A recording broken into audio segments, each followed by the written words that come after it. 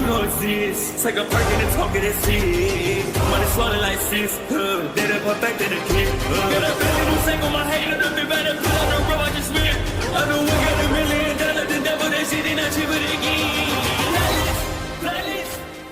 Hello and welcome back, fellow anime lovers, to MangaMuse. I am delighted to have you join us once again in the world of fanfiction and fantasy. This is the fourth part of What If Naruto Enters House of the Dragon. Special note, this fanfic is written and a masterpiece of NeonZangetsu on FANFICTIONnet. Do check and support the author too. Now smash the like, share and subscribe button for more. Also press the bell icon so that you never miss such great parts. Thanks for the introduction. Now let's dive into the world.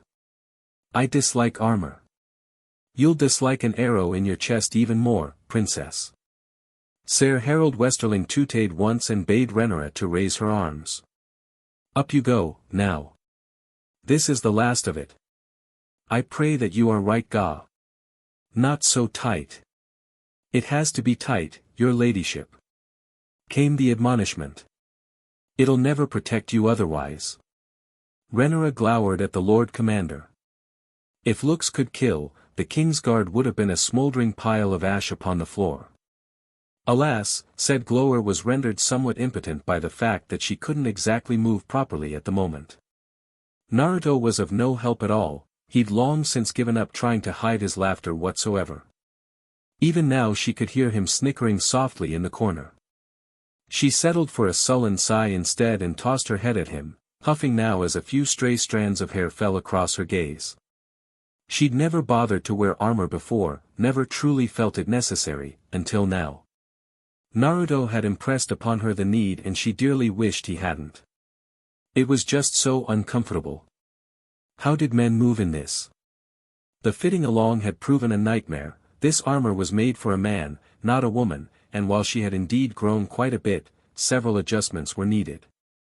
Hence being told to stand perfectly still as the Lord Commander of the Kingsguard buckled her into this gaudy getup. Naruto didn't have to suffer through any of this, so why should she? So that's Aegon's armor, eh? It suits you. Wouldn't you agree, Sir Harold? Speak of the fox and he shall appear. As you say, my lord. Ugh, stop that. I'm not a lord yet. Craning her neck as best she could, Rhaenyra caught sight of the blonde's cheeky grin and her temper flared. She knew her ancestors' armor was special, how few had ever worn it, of the implicit honor she'd been granted by being given it for this outing.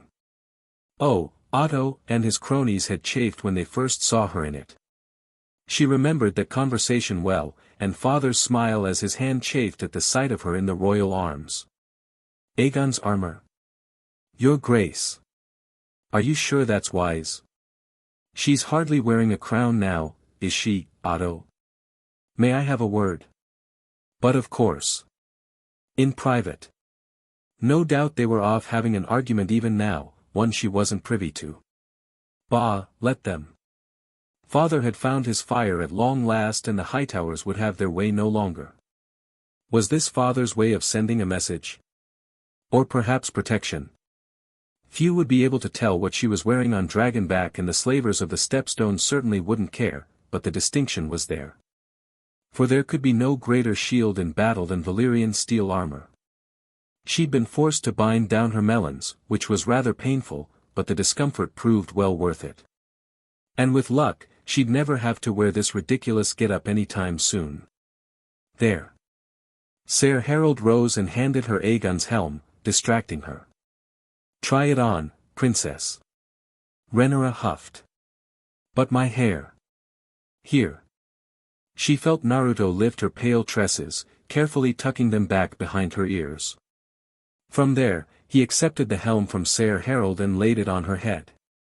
Rhaenyra reluctantly accepted it. It was not a perfect fit, and she would be foolish to think so. The helm was a tad larger than she'd expected, but the smiths of King's Landing had compensated for that and provided a bit of padding, the better to make it snug against her face. It would provide her ample protection nonetheless. Not bad, she heard her intended murmur. Not bad at all. She took a moment to admire herself in the mirror. A stranger stared back at her, armed and ready. Not a girl, but a young woman. A warrior. She looked proud. Regal. Strong. Like a queen. The thought jolted her and she shook her head to clear it. No, no, no. Don't think such foolish things. Demon was the heir, not her. This armor was merely being loaned to her until the smiths forged something more to her tastes. Still. A small part of her still marveled at it all, that father was even allowing her to ride into battle in the first place. She supposed the armor was his way of saying sorry, of doing his best to protect her while allowing her to forge ahead and carve her own path. She'd long since bid her goodbyes to him and mother and Visenya already. Demon was sound asleep after his latest treatment at Naruto's hands with a harsh tongue lashing besides. And as things stood, there was nothing left but to saddle up and ride. Even then it was difficult to tear her gaze away from her own reflection. She looked to Naruto and found him staring. What is it? Nothing, he flushed a little, but didn't avert his gaze, bless him. You look good. She preened a little, wanting to drag more words out of him. How good? Sensational. Oh. That was high praise indeed, coming from him. Sir Harold coughed into a fist. Begging your pardon, but we best get moving before the small council tries to delay us for a second time. Those men again. Renora rolled her eyes. They've already called for father to divorce mother, did you know that? She rounded on Naruto with a huff, causing him to raise his hands at chest level to ward her off. I know how they plot in their councils whenever we've been sent away. Meanwhile, the lords of the realm gather like vultures to a carcass, hoping to feast on my bones. I will not be peddled off for a mountain stronghold or a fleet of ships. She would not let this betrothal be annulled. Not when everyone she'd ever wanted was finally within her grasp.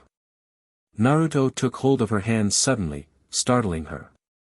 As she looked on, his thumbs stroked small circles in her palm, bringing with them just a hint of chakra to soothe her ragged nerves.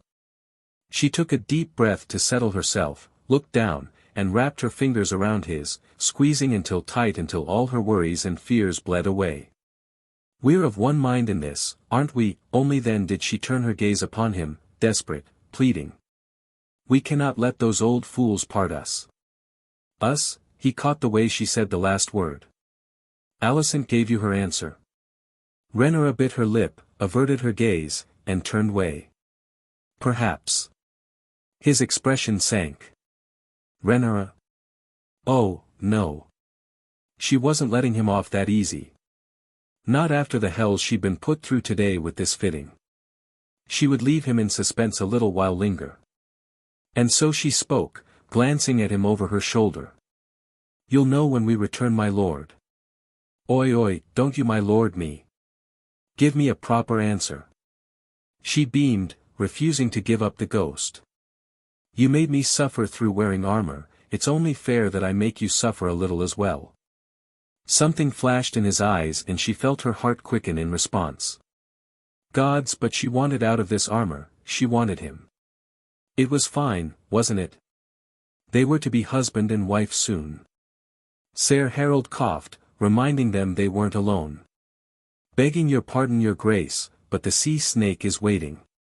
Yes, she supposed it was high time to board the ship. Off to their bloody war, then. Alicent flopped down onto her bed with a heartfelt sigh and gazed at the ceiling. She had made her choice. Against all odds. The deed was done, the die cast. Now she would have to live with it whatever came her way. Lord Corlys noticed her new armor. Renora knew he did, if only because the sea snake went terribly still the moment he laid eye upon her. Poor Lord Corlys looked like he was one step short of an anxiety attack. His brother Vaemond looked at her like she'd grown a second head and 6 arms besides. By contrast, her cousin Rhaenys presented a more subdued reaction. A pale brow arched, mildly amused by the less than subtle statement, yet also concerned. Meanwhile her cousin Laenor, ever uncaring of the higher machinations of court, saw her and dared a happy wave, one she returned in kind. Not so the adults. She could practically feel the entire room assessing her, sizing her up, considering her with new eyes, and Naruto at her side. Needless to say, the silence didn't last very long. Not at all. Her betrothed made certain of that. So, he ventured with a chipper smile, "We're headed to Dwarfstone first, then." Rhaenys elbowed her husband, resetting him. Yes. The Lord of Driftmark pivoted and swept a hand across the map-strewn table indicating the many myriad markings therein. At present, we've lost at least 14 ships, the last 3 of which bore my banner. The stepstones have now grown into a conflagration of epic proportions, while we were sitting and dithering about court business. Rhaenyra lifted her chin to stare at him. "Which we are no longer, cousin." Vaemond scoffed in the background. Rhaenyra rounded on him. "Is there a problem, sire? You are a child playing at war." He looked her up and down, his disdain evident. "Unworthy of that armor. And I suppose you are, OMSTR of complaints." Vaemond bridled, even as Laenor snickered. "Well struck, cousin. You like to hear yourself talk, don't you?" Naruto tilted his head, and Rhaenyra knew he was at his most vicious, because her blonde beloved was smiling. It wasn't a nice smile either, all gleaming teeth. The sight of it made her shiver, not at all in a bad way. "Talk, talk, talk. Complain, complain, complain. Do you really enjoy the sound of your own voice that much?" Vaemond rather reminded her of a bloated puffer fish in this moment, such did he swell with utter indignation. "You dare mock me, boy." Blue eyes fluttered shut and open in a slow, dangerous blink. "You mocked my princess first. I'd say the insult's well earned." Rhaenyra flushed to the very roots of her hair. Alright, maybe Demon had rubbed off on Naruto a little bit after all. Just a tad. More than a tad it seemed, because Vaemond ripped his blade free from its sheath, steel scraping loose with angry rasp as he leveled his blade at the blonde's chest. "Mind your tongue." Naruto looked to Corlys for a moment, heedless of the sword poking against his torso. "May I?" At length, the sea snake shrugged. "Don't kill him." Vaemond sputtered, "Kill who?" Naruto pivoted back and an invisible fist struck the younger Valerian dead center in the chest, smashed him against a wall. He hung there for a moment before he slid down it, wide-eyed and choking, gasping for air. He lay there on the floor, wide-eyed and quivering, momentarily paralyzed by the sheer shock of what he'd suffered. 3 swift steps carried her betrothed to Vaemond's prone from, where a 4th raised his right foot high. From there he placed his boot atop on Vaemond's chest and held it there, grinding it down against the man's breastplate hard enough to dent the metal with an audible crunch, such that everyone in the room flinched. Definitely some demon in him. "Nobles like you make me wanna puke," he leaned it, teeth bared in a rare snarl. "Self-righteous, arrogant, thinking only of yourselves and your glories," he applied fresh pressure, drawing a wheeze from his prey. "I could snap you in half with both hands behind my back. Maybe I should. Would you like that? Would that be a glorious death for you?" Corlys coughed pointedly behind him and almost reluctantly, Naruto withdrew his boot and allowed the wheezing man to breathe. Rhaenyra didn't swoon, she wasn't that weak. But she was very glad she was wearing armor in the instance. "Enough." Corlys slammed a fist down on the table before looking back to her. "I don't want compensation, princess. I want BLD. We will seize the stepstones by force and burn out the crab feeder and all his men. If, of course, your betrothed here proves himself a man of his war." Vaemond rolled onto his stomach and grumbled sullenly. "Even if it means starting a war with the free cities? Even then?" Rhaenyra frowned, momentarily confused. "These pirates are not the free cities. Who do you think provides them with their ships and tender, princess?"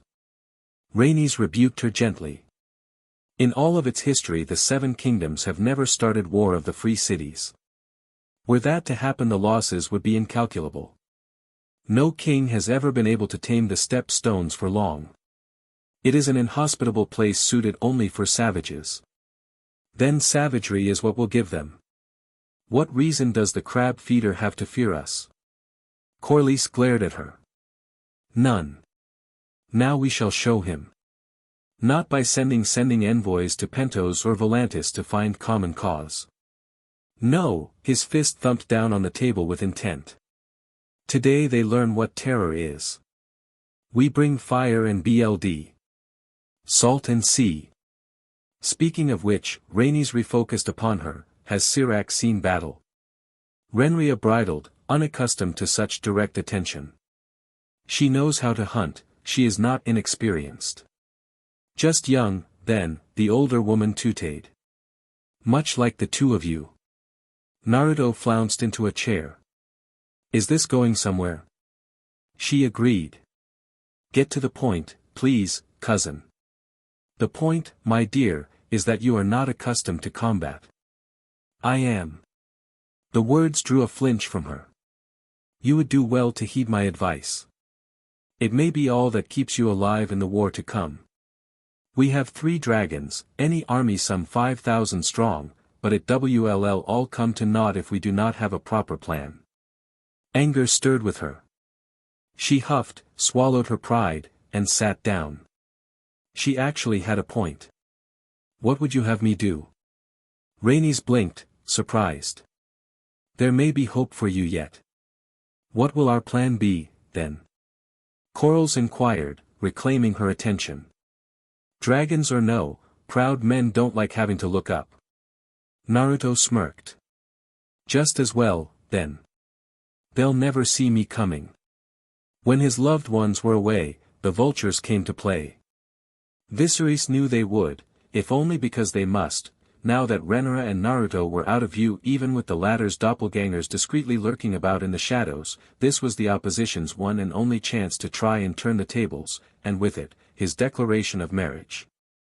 Even so it came as something of a surprise when Lord Jason Lannister arrived in King's Landing and requested to meet with him, alone, before the Iron Throne. Tyland's twin, as he recalled, he had considered nominating the former to his small council. He admittedly knew little about Jason himself, being more partial to his practical sibling. A shame. He needed to know more of the lords and ladies of his court, lest he be caught unawares. Your Grace, Jason bowed low before him, briefly reclaiming his attention. What I offer you and the crown is strength. Strength? The man was up to something. He knew not what, but he liked it not. Best to sound him out. And see what it was, then. He took a long breath to mstr himself and leaned back upon the Iron Throne. For once, it didn't cut him as he spoke. Do you think that House Targaryen wants for strength? The Lord Lannister beamed. If someone offered you more dragons, would you not take them? Do you have dragons to offer? The man clammed up. I thought not. My house is a splendid seat, to his credit, the Lord managed to rally. Rhaenyra may take her place there by my side, without shame, and feel herself compensated for her loss in station. His very blood blazed like fire. So that was his aim. What loss of station? Jason blanched, perhaps finally realizing far too late the dangerous territory upon which he now trod. Well, despite his illness, Demon remains your heir, your grace. I had assumed, many of us had assumed, that you would not wed your eldest daughter to some peasant. Viserys rose from the throne. Many of us, you say? Have your bannermen questioned my choice? Lord Jason sputtered. Of course, not, your grace. A groan threaded through his voice. It is your sworn duty to report rebellion stirring in my kingdom. Rebellion? Tyland's twin paled. There's nothing of the sort, your grace. And yet what is this treason I hear? He let his voice crescendo into a shout. I did not decide to betroth them on a whim. All the lords of the kingdom would do well to remember that. Now begone. The man scampered like the cowardly lion he was. Otto approached the throne soon thereafter. Once upon a time, he considered this man a good and loyal friend. Now he was wary of him, more wary than ever before. My dear friend no longer. You tried to take Emma from me. Have you truly sunk so low? Yet he had to play the part and act as if nothing had changed. How it burned. The next words even more so. Lord Jason would be a fair match for Rhaenyra. And so he chuckled softly, hollowly, the noise low and deep in his throat. The girl is a headless contrarian. If I instead forbid her to marry someone, she would have run off with them out of spite. I am powerless over my own daughter of 7 and 10. I pray that she finds happiness with this boy of hers, I truly do. Otto rasped a wry laugh of his own, blissfully unaware of how close he was to death. King Jaehaerys ruled over half a century of peace, while his children drove him to the edge of madness. His daughters, in particular, it is tradition, your grace. The boy may not be of Valyrian descent, but there can be no questioning his strength and skill. I dare say he might be one of the strongest knights in the 7 kingdoms. But only a knight. Otto shook his head. His is not fit to be a lord. He hasn't the bearing, the training. And is that why you do not approve? Strength, stability, sternness, your grace, came the counter. He only has one of those 3. He is not fit. What do you make of Lord Jason's proposal? He rolled his eyes. That man's pride has pride. Otto laid a hand on his shoulder and tried to change the subject. You're not only her father, you're the king. She'll do as you command. He resisted the urge to sink into the Iron Throne, knowing it would cut him if he did so. It is not my wish to command her, Otto. I want her to be happy. His hand heaved a sigh. There is another choice beyond Casterly Rock. Well, speak then. One perhaps, you might be more comfortable with, given the state of your legacy, one closer to home. A sliver brow rose. Who do you have in mind? Otto did not hesitate in the least.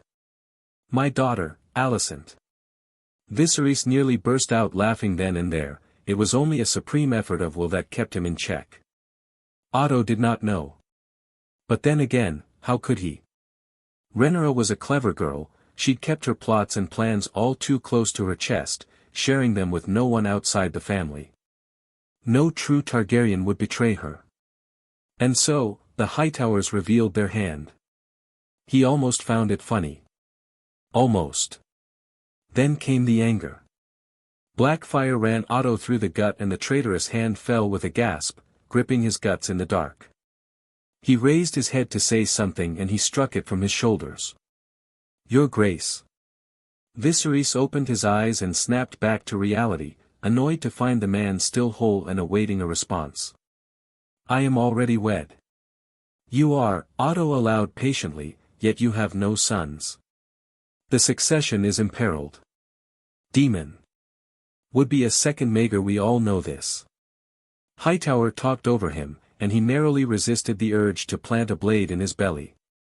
He cannot be your heir, the people will not accept him. Alicent is young and she is fertile, she would bear you many sons. I'm more than twice her age. Yes, but it would cease the endless proposals for Rhaenyra's hand. With the succession, well in hand, she could be happy with that if she wished. Laughter leaped out of him, he could no longer help himself. I came here to drink and chase off a lion, not to be suffocated by more politicking. Otto's face closed down. Let us speak no more of it for now. For now, he said. Which meant he wasn't giving up. Oh, the man was going to be wroth once he found out Rhaenyra's plan. But that would be another battle for another time, another day, another year, not now. Viserys raised a flagon of wine to his lips and drank deeply to hide his laughter. Be well, daughter. ? Vhagar lifted her head as a massive shadow fell over her. Shaking her long neck, the old Wyrm felt the sand slough off her weathered hide. The shadow kept moving, paying her no mind, indeed, it didn't even seem to notice her. That wouldn't do. No one ignored her without consequences. She lowed once, spread her wings, and gave chase. The stepstones were on fire. Rhaenyra had seen them briefly before the battle had begun, little grey blobs of stone and sand boo. But these were just the first few islands, and the slavers and marauders and pirates were quite unaware of them, for now no doubt they would notice their sails in time. Or they would have, before Naruto sprung his trap. Perhaps that wasn't a word. He had not baited the crab, but stomped on it outright. It was like watching an inferno come to life. Rhaenyra watched from Dragonback and saw it all. Naruto was horrifying. He flitted across the battlefield with ease. She could see him ripping through slavers and pirates by the dozens, no hundreds. He didn't even need the bloody army, didn't need the dragons, any of it. This was only the first of many islands, and already he was making inroads toward the center, slashing and slaying as he went. And that was ignoring the blazing beast he'd summoned. What was that creature? No, she already knew. It was, in a word, a massacre. Fire and blood made flesh. Unbidden, she recalled father's words to her shortly before she departed. Listen well, Rhaenyra. It is true that as rulers, we must marry for advantage, to better strengthen our line. You've always understood this. I myself was promised to your mother when I was 10 and 7 years of age, and you know why I love her. She made a man of me. I do not seek to replace you, child. You've been much alone until that boy washed up upon our shores, alone and angry.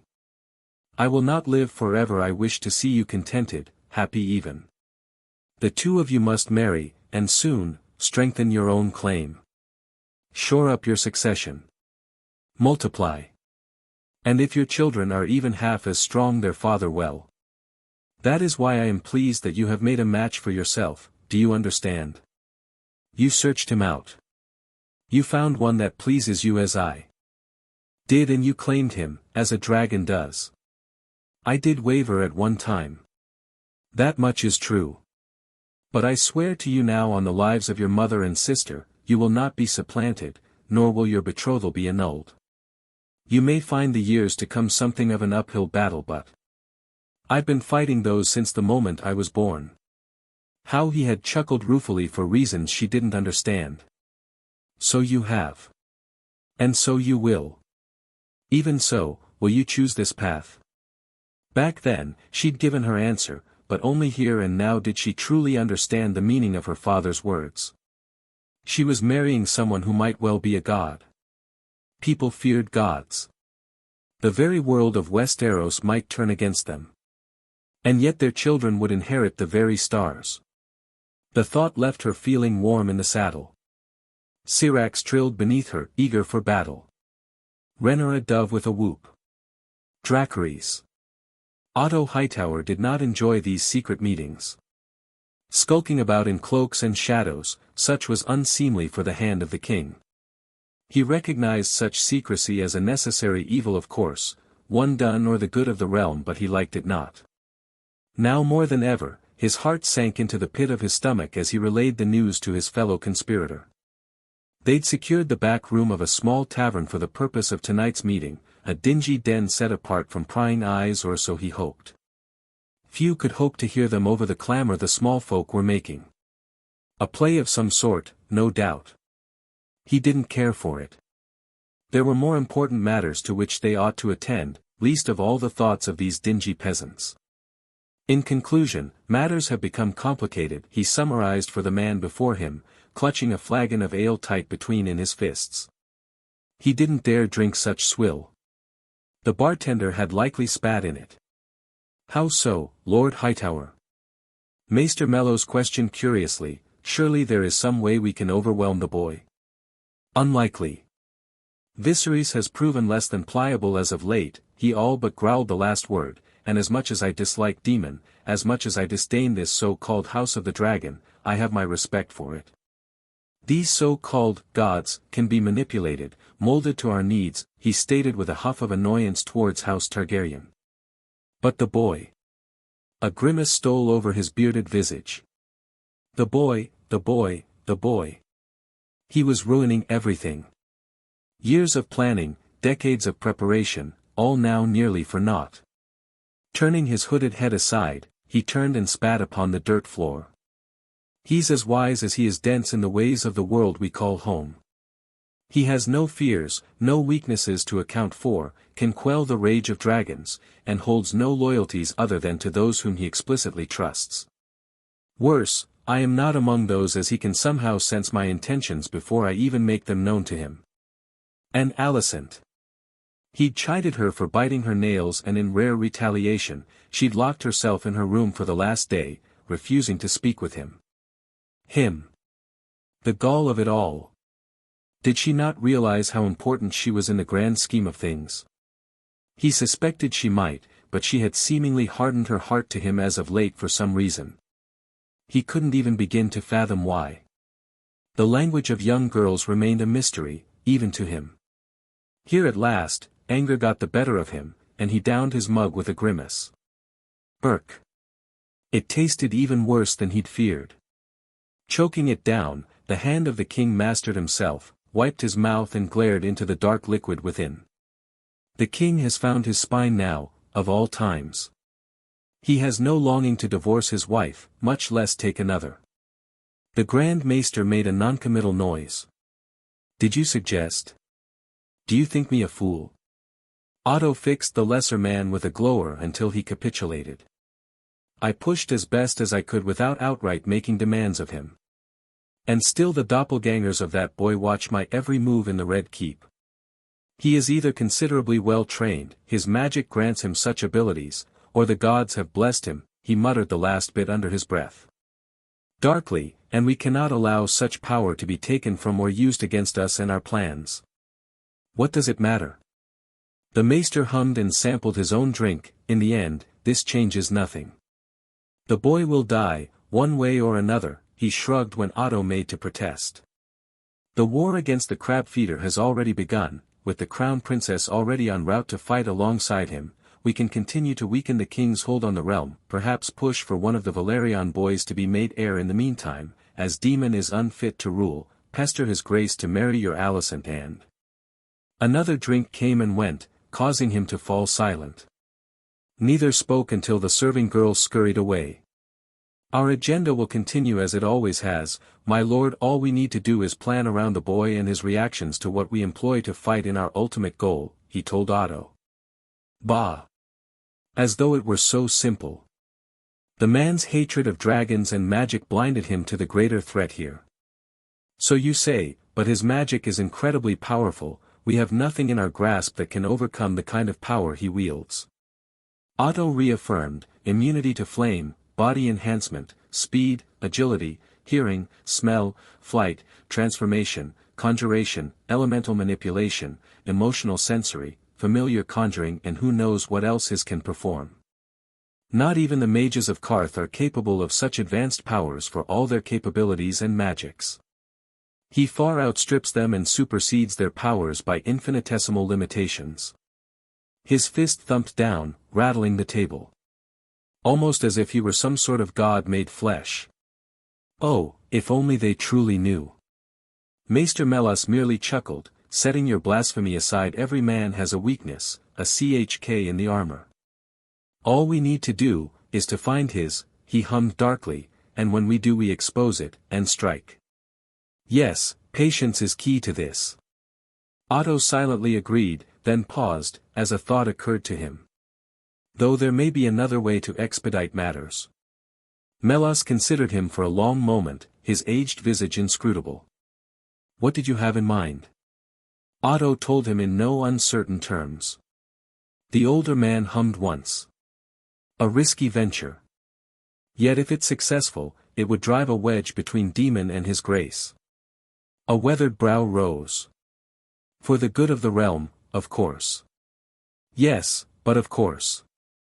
Will you see it done? I shall make the necessary preparations. Until then, I must be off, the citadel awaits, and our plans must be altered to evade the boy's prowess. Melas considered his mug for a moment, grimaced, then pushed it back to stand. We will meet one another in 3 moons, yes, he asked. Of course, until then. Otto nodded. With their farewell said, the men pulled their cloaks back over their heads and went their separate ways. Neither noticed a slender figure in a white gown lurking nearby. How the tables would turn. Fire and BLD. BLD and sweat. Sweat and screams. Screams and death, death, and more death. Piles of great reeking corpses and the stink of scorched flesh all around, miles and miles of bloody beachhead for the eye to see. The campaign in the Stepstones marched ever onward, but Naruto found he took little joy in it. That's the thing about fighting a battle, YC. Everyone tells you about the glory gained, and the honors won, but they don't tell you about the mess. A wise man once said, when you pray for rain you gotta deal with the mud, too. That's a part of it. The mud, BLD, the flash of steel, a dying man begging for mercy when he already has 1 foot in the grave. It was war. War never changed. He was just more proactive about it now, more aggressive, killing anyone who didn't wear the colors of the king or the sea snake. In a word, war was messy. Not like riding on dragon back, burning your enemies from above, you were down there in the thick of the things. And make no mistake, he was in the thick of things fighting on the front lines. No, he was the front lines, smashing through enemy emplacements, decimating squads of men, all with no effort at all. There were 14 major islands in the Stepstones, and countless other minor islands, most little more than small outcrops in the narrow sea. They aimed to conquer them all. Lady Rainey's had even mentioned paying a visit to the free city of Tyrosh to encourage their assistance, lest they make themselves a problem. A flicker of movement in his peripherals brought him back to the bloody blender of battle. He ducked an arrow, splintered a shield, kicked a man's chest and sent 7 more flying with a single punch, swayed aside now as Renara swooped low and bathed the sands in dragon fire. Syrax herself was soon forced to dodge as Kurama's titanic form smashed past, crushing a squad of men underfoot and sweeping aside a score more with his tails. What those didn't decimated his jaws made short work of. Show off. Rolling his eyes, he snapped a man's neck like a twig and crested a sand hill, launching himself at another beleaguered battalion. They were doing good here, wiping out evil. He held to that notion. It sustained him in some of his darker moments, seeing the horrors of war up close. With me now.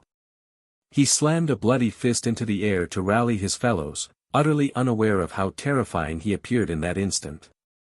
Whatever you do, don't die. I can heal grievous wounds, grow back eyes and limbs, but I can't save you if you die. So do your best to stay alive. With me now. Into the breach.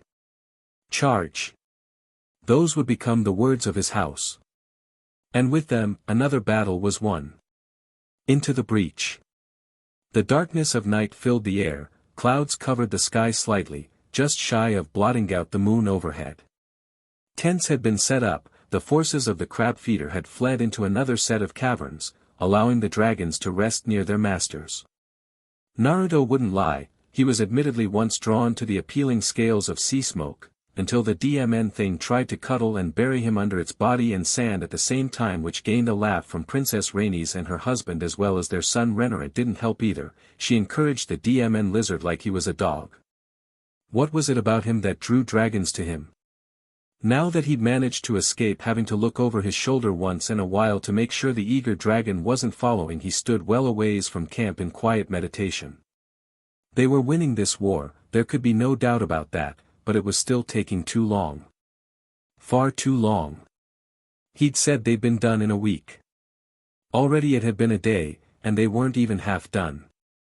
Perhaps that was arrogant of him, but he wanted to smash these pirates and be done with it. Leaving some shadow clones with Viserys was all well and good, but he preferred to be there in person. And so he began experimenting with his 6 paths abilities to expedite things, going from Kekkei Genkai to Kekkei Genkai. Possessing the knowledge of all forms of chakra manipulation and elemental mastery of all elements was something he was certainly glad to have. He'd chucked a few lava raisin shuriken into a few caves and collapsed them the other day, and he was curious about trying more than the standard 2 elemental bloodlines. If he remembered correctly, the old Tsuchikage Ji-chan could mix 3, but it was supposedly incredibly rare to even be able to do so. Belatedly, he then thought about how Madara had mixed lightning and water chakra to make the storm bloodline limit. He'd fought against that Hiroku guy who held multiple Kekii Genkai and remembered how he had literally manipulated the weather.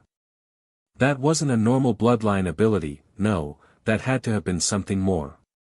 As though he were reading his very mind, which the furball probably was, a snort echoed through his head, "You idiot, of course it wasn't a normal Kekii Genkai. That fool used 3 elements to produce an actual element from nothing.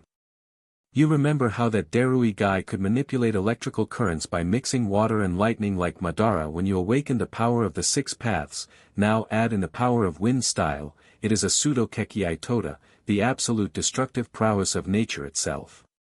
It's the same as the Ten Tails' own cataclysm when it ripped the world apart with that DMN storm back in the war. Is that all it was?" Naruto asked.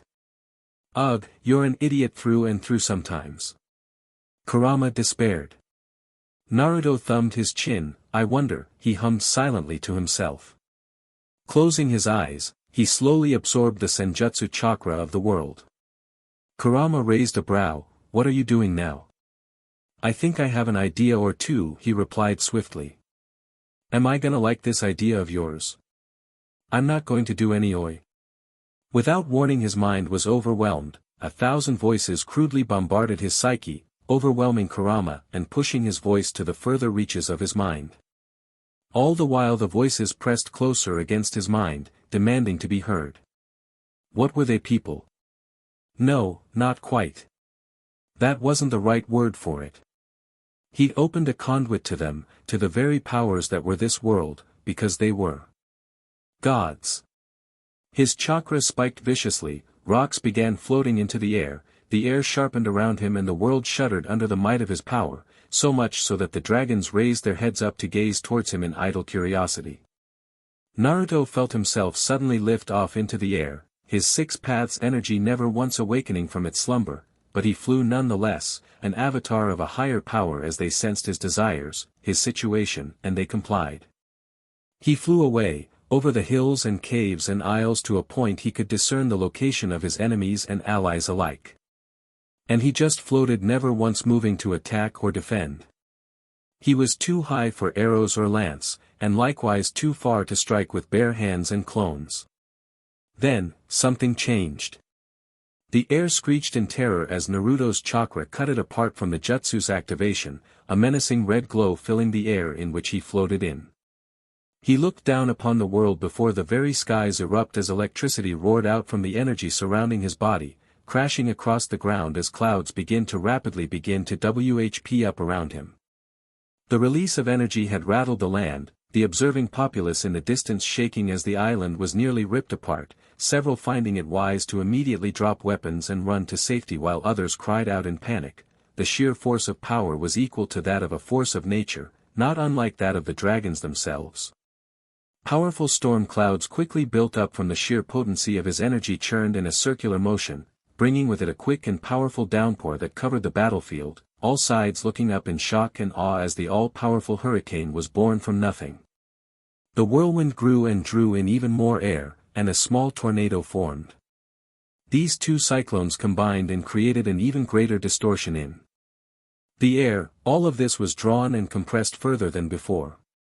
A bolt of red lightning shot across the sky as it arced through the clouds with a rumble, the storm increasing in power as he fully grasped strength that was nearly denied in this dimension.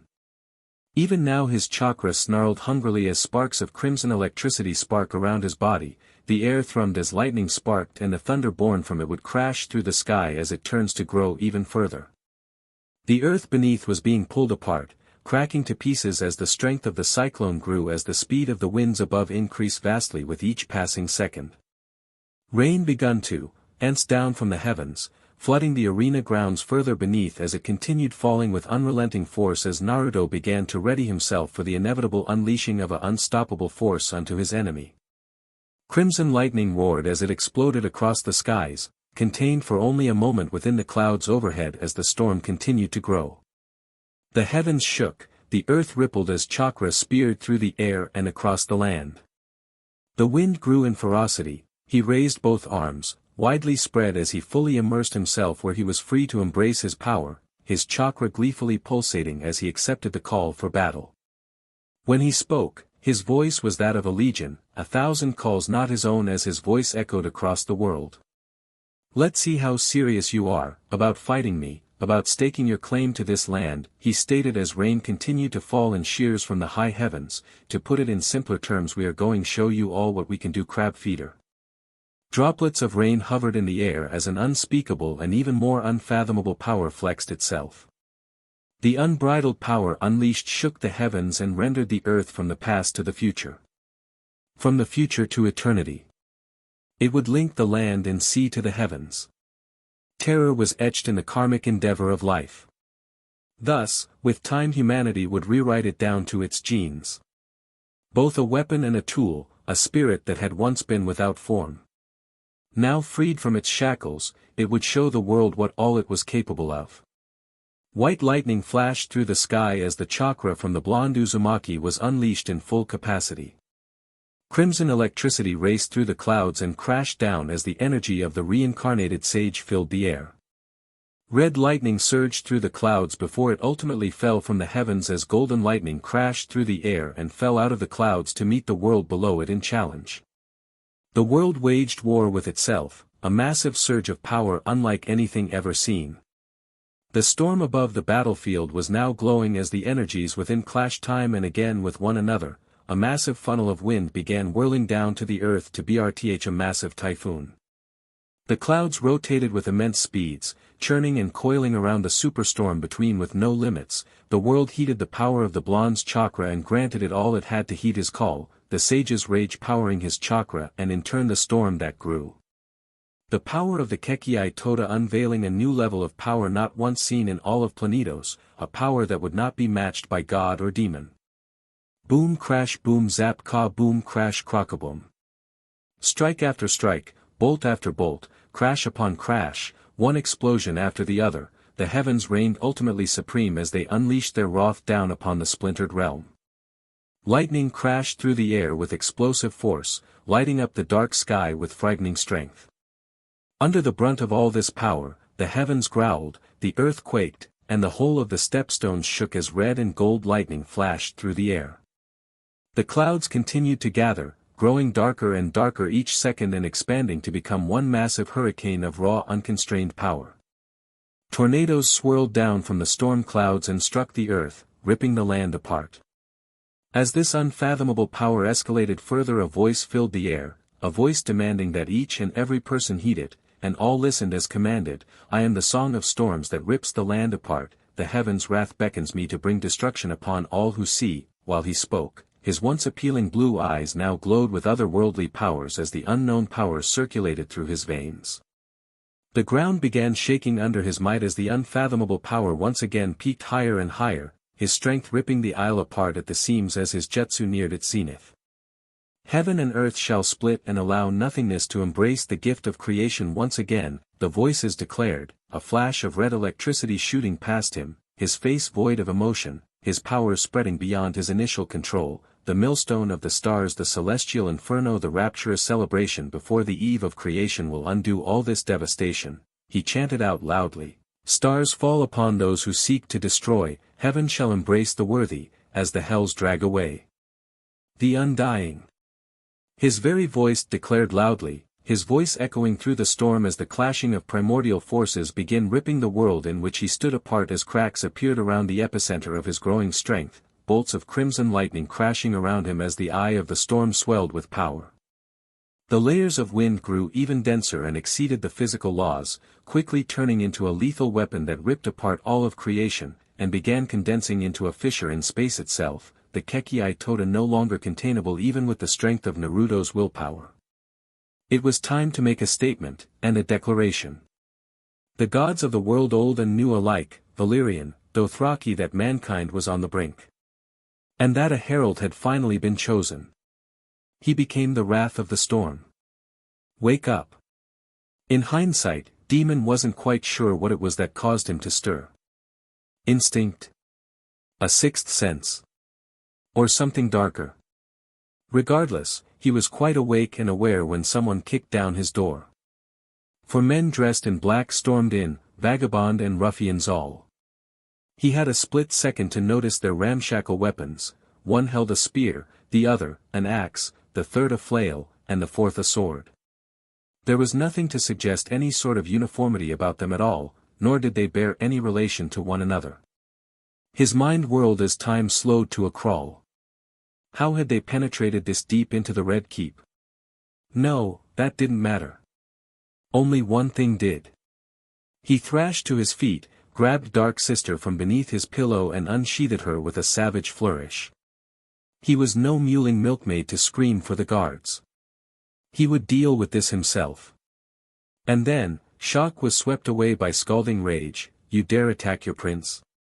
The first brandished their spear at him with a sneer. Submit and live. With an almost lazy swipe of his hand, Demon batted the spear away, and taking a trick from his nephew-in-law, leapt in and struck out with a roundhouse. Not today. The spearman never had a chance to retort. The last thing the fool heard was the song of Valyrian steel before he lopped his head clean off.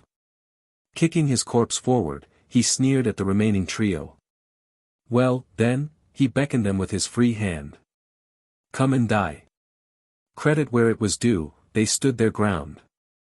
Rather than retreat, he lunged at them. He was awake, healthy, and not at all caught unawares. As they had planned. Instead of a sick, dying man, they found themselves facing a Targaryen in his prime. He was the BLD of the dragon, and this Dagon was Wroth.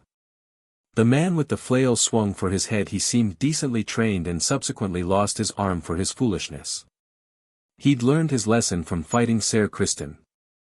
Dark Sister cleaved neatly through his attacker's chest, putting an end to his miserable life. The axeman rushed him with a roar, only for him to step back and hew his legs out from under him, sending him sprawling to the floor. Down came Dark Sister, stabbing between his shoulders to find his heart. Not missing a beat, he ducked low and kicked back, keenly aware of steel scraping against his cheek, just shy of taking his head. He touched a hand to the bloody cut on his right cheek and chuckled once. Well, well, well. This one was better than the others. A shame he had to die. Another graceful dodge carried him into his opponent's guard, where they clashed blades. A so-called Knight of the Seven Kingdoms would have braved the blade with both hands and sought to overpower him. Not so Demon. His foe was so fixated on his gut that he never noticed the hidden dagger until it was too late. It slid from his sleeve, into his hand, and punched upward into the assassin's gut. Once. Twice. Thrice. On the fourth, he gave the blade a wrenching twist that killed any sort of fight left in the man. They crumbled with a rasping gasp, clutching their brutalized belly. His attacker fell to the ground. A kick to the chin made certain he wouldn't rise again. Planting a boot on the dying man's chest, he set Dark Sister to his throat. Tell me who sent you, and I'll make it quick. Certainly, my prince. The last living assassin grinned at him through bloody teeth, the smile of man who wished only to cause pain. The king sends his regards. Shock ripped through Demon. What? You have become a nuisance, a hindrance to the crown. Is it any wonder he would seek to supplant you? Before he could think to inquire further, the vagabond bit down on something. He shuddered once, convulsed, and died at his feet. A false tooth no doubt, filled with poison. But what he'd said to him just now. The king sends his regards. Demon reeled back. His brother? No, Viserys would never. Would he? No, he muttered, palming his face. No, no, he wouldn't. All his old fears came roaring back to the surface. He'd only ever sent him away, hadn't he? To the Vale, to the City Watch. But to have him killed? Why? Did he seek to make Rhaenyra his heir after all? Even when she didn't wish to be? Such thoughts were far from logical. Indeed, a man of logic would have been given proper pause by now.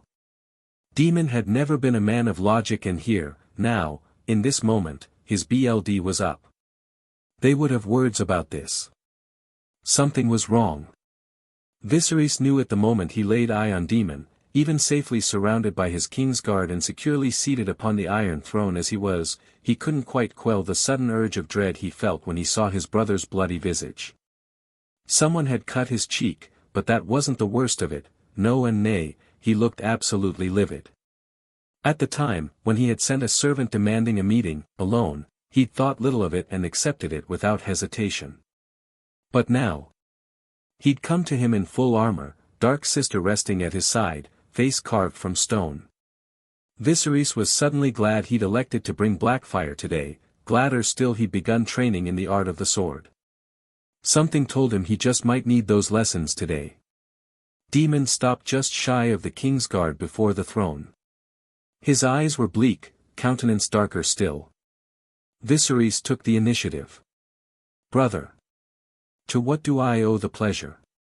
Demon turned dark eyes upon him. "Did you send them?" "Pardon?" Viserys blinked, somewhat baffled by the sudden inquiry as much as the accusation implied therein. He was the one sitting the throne, he was the one surrounded by no less than 4 Kingsguard, he was king, and yet, for a moment, it almost felt as though all these things were wrested away from him. In the end, it left him wearing a somewhat baffled look. "I don't know what you mean." Demon made an aggravated noise bordering on a snarl. "Speak plainly or I will rip that crown from your head and beat you to death with it." Viserys reared back, it was so unlike his brother to threaten him like this, so much so that he found himself momentarily at a loss for words. But he did not relent. Straightening atop the throne and careful not to cut his hand upon it, he fixed his sibling with a steely look. "You are addressing your king. Choose your words wisely." Demon did not. "The king sends his regards," he all but spat the last word as though it were the blackest of curses. "Did you send them?" "Send who?" His brow furrowed. "Perhaps it is you who should speak plainly, I don't know what you're talking about." "Someone sent 4 men to my quarters in the hour of the wolf to kill me while I was asleep. They failed. I've left the bodies where they lay." He shook his head with a disbelieving scoff even as Viserys was left to reel by the sudden declaration. "The last one told me they were sent by you. Do you deny the deed?" What madness was this? Did he truly think he would commit such a base act? "I do deny it." He lurched to his feet, leaning upon Blackfyre. "I would never wish harm upon you. And yet these assassins penetrated the Red Keep, slipped past the guards, and somehow made it into my bedchamber uncontested. I am wounded by this as much as you." Demon truly thought he had a hand in this. Anger turned to hurt, warping his words further. "You have no allies at court but me, I have only ever defended you." "Have you?" his younger brother hissed like Caraxes himself. "You've only ever tried to send me away. To the Vale, to the City Watch. Anywhere but by your side. More than 10 years you've been king, yet not once have you asked me to be your hand." Incredulous, Viserys reared up. "Why would I do that?" Demon glared bloody red daggers at him. "Because I'm your brother. And the blood of the dragon runs thick." He flung up his good arm with an exasperated shout. "Then why do you cut me so deeply with these baseless accusations?" "Are they baseless, brother?" Demon edged closer, causing the Kingsguard to block him, swords half drawn. "Or are they the truth?" He leaned past them to stare at him, unfazed by the implicit threat of violence. "While you let Rhaenyra and Naruto hair off into the stepstones I was vulnerable. Exposed. The only reason I know he didn't have anything to do with was because he bothered to heal me. Again. Someone has been trying to kill me for months now, if not you, then who? You dare." Viserys rose from his throne, ears ringing. In the distance, he became dimly aware of Vermithor's roar. His temper stirred with it and a dark urge rose within him. He wanted to lash out at Demon, to hurt him, as he himself had been hurt. Here at last, a flicker of concern crossed Demon's face. His anger fed on it, goading him forward, urging him storm down the steps, sword in hand, and But no, he was better than this. With a supreme effort of will, Viserys forced himself to sit once more. You are my brother. My BLD. I would sooner lop off my hands than harm you. Demon turned away with a growl. I've only ever spoken the truth, you know that. And if by some terribly slim chance you didn't do this, then only one man possesses both the method or the means, only one person who would benefit from a battle between us. He stepped forward, jabbing a finger his way, causing the Kingsguard to bridle anew, though he paid them little heed. Swear to me on our mother's memory, that you had nothing to do with this, and swear it true. Viserys saw the road where his words led and chose them with great care. I swear to you, on Alyssa's memory. Demon glared at him. He forced himself to meet his gaze until the rogue prince was satisfied. A moment passed. Then another. Another. And still the tension mounted. At length, his brother relented. I believe you. Wonderful. Viserys dropped his blade, waved his guards down, heedless of their protests, rose from the throne, and descended the steps to meet his brother. Demon didn't resist, even when he clapped a hand on his shoulder and drew him close. He pulled him into a brisk embrace and laid his head upon his shoulder, patting his back once. His brother could have knifed him, then. A small part of him still feared that he would take this moment of brotherly love and use it to rip his life away. If that was to be his fate, then so be it. He braced himself for the cold sting of flesh in his gut. It never came. Incredibly, his younger brother stepped back and chose a different avenue of attack. Otto Hightower is responsible for this, then. I see him for what he is. A lying, treacherous snake who nearly killed Emma and sought to put his BLD upon our throne. Careful, now. Mustn't reveal his hand too early. And what is that? AC. Demon spat upon the floor. A second son who inherits nothing he doesn't seize for himself. He doesn't protect you. I would. He didn't miss the pleading note in his voice. From what? Our enemies and yourself. Demon thumped his shoulder.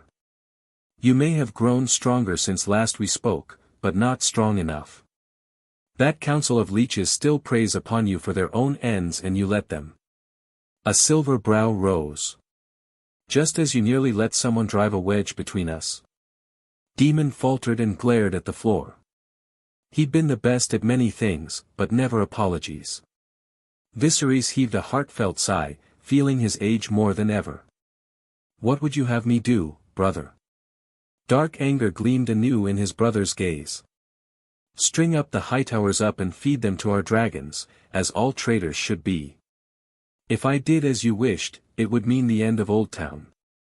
The half the realm would revolt and the other half would see us for nothing more than monsters. We must do something. Hot-blooded as always. And we will. Viserys glanced about. The throne room remained quite empty, save the Kingsguard, each of whom were loyal, each of whom he trusted with his life. And yet Criston Cole stood amongst their number tonight. Rhaenyra had notably left him behind when she sailed to the Stepstones with Naruto and the Lord Commander Westerling. Why? Something nagged at him when he looked upon the young man, and, just this once, he decided to err on the side of caution. Better safe than sorry, as the saying went. Leave us and seal the doors until I say otherwise. The young man in question balked at his command. Your Grace, is that wise? I said leave us, he shouted at the lot of them. Obey your king. When faced with a direct command, they reluctantly obeyed. One by one they left, and closed the doors behind them. Viserys counted to 3, to make certain none would listen. Only then did he dare beckon Demon closer so that they might speak privately. I have a plan. Though you may mislike me for it. His brother had never been one to balk at mad plans, and he didn't now, bless him. It matters not whether I dislike it, so long as it keeps those Hightower vultures at bay. Or distracted. Viserys hedged his words a moment more and, growing weary of it, decided to take the plunge. Can I trust you, demon?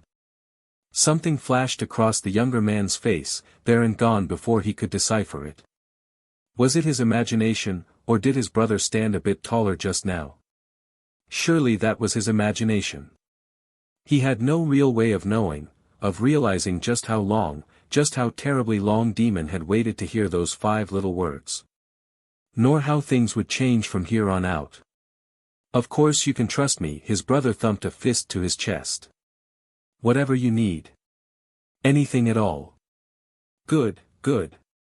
Those words were exactly what he'd wanted to hear, no, even better. The king smiled, and his was the smile of a dragon. Anything you say. Demon squinted at him. What are you up to, brother? Viserys beckoned him closer and told him of the grand plan in no simple terms. I need you and your gold cloaks to collect. The rest was lost in a whisper. Demon whistled. A bold move. But a necessary one. Before that, we need more allies. Demon considered him for a long moment, sizing him up. And what manner of allies are those? Viserys dared to whisper anew in his ear. His brother caught on at once, bless him, and nearly laughed outright.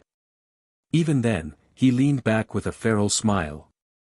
Otto will lose his mind when he learns of this, if he doesn't die from sheer shock. What a happy day that would be, but alas, fate was seldom so kind. Don't let him realize, then. Well, he amended with a grievous grin, not until it's too late. Best to keep him occupied until the last moment. So long as he's distracted by this smokescreen, he won't realize the real danger in time. Rhaenyra will be glad of the end result, I think. A rueful smile swept over his face.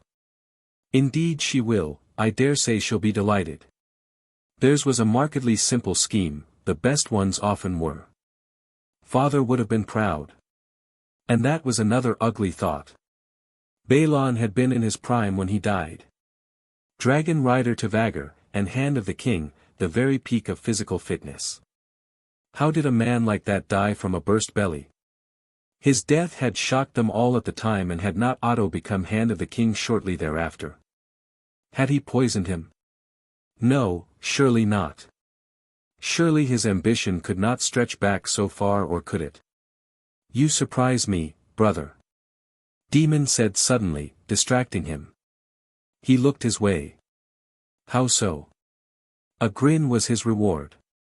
You're more vicious than I thought.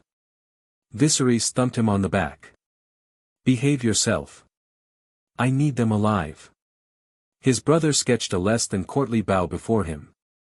But of course, your grace. Caraxes lifted his long neck with an ululating trill as Demon drew near. At long last, some action. Time for BLD. Vermithor grew restless. He had never been idle for long, even during his youth with Jaehaerys.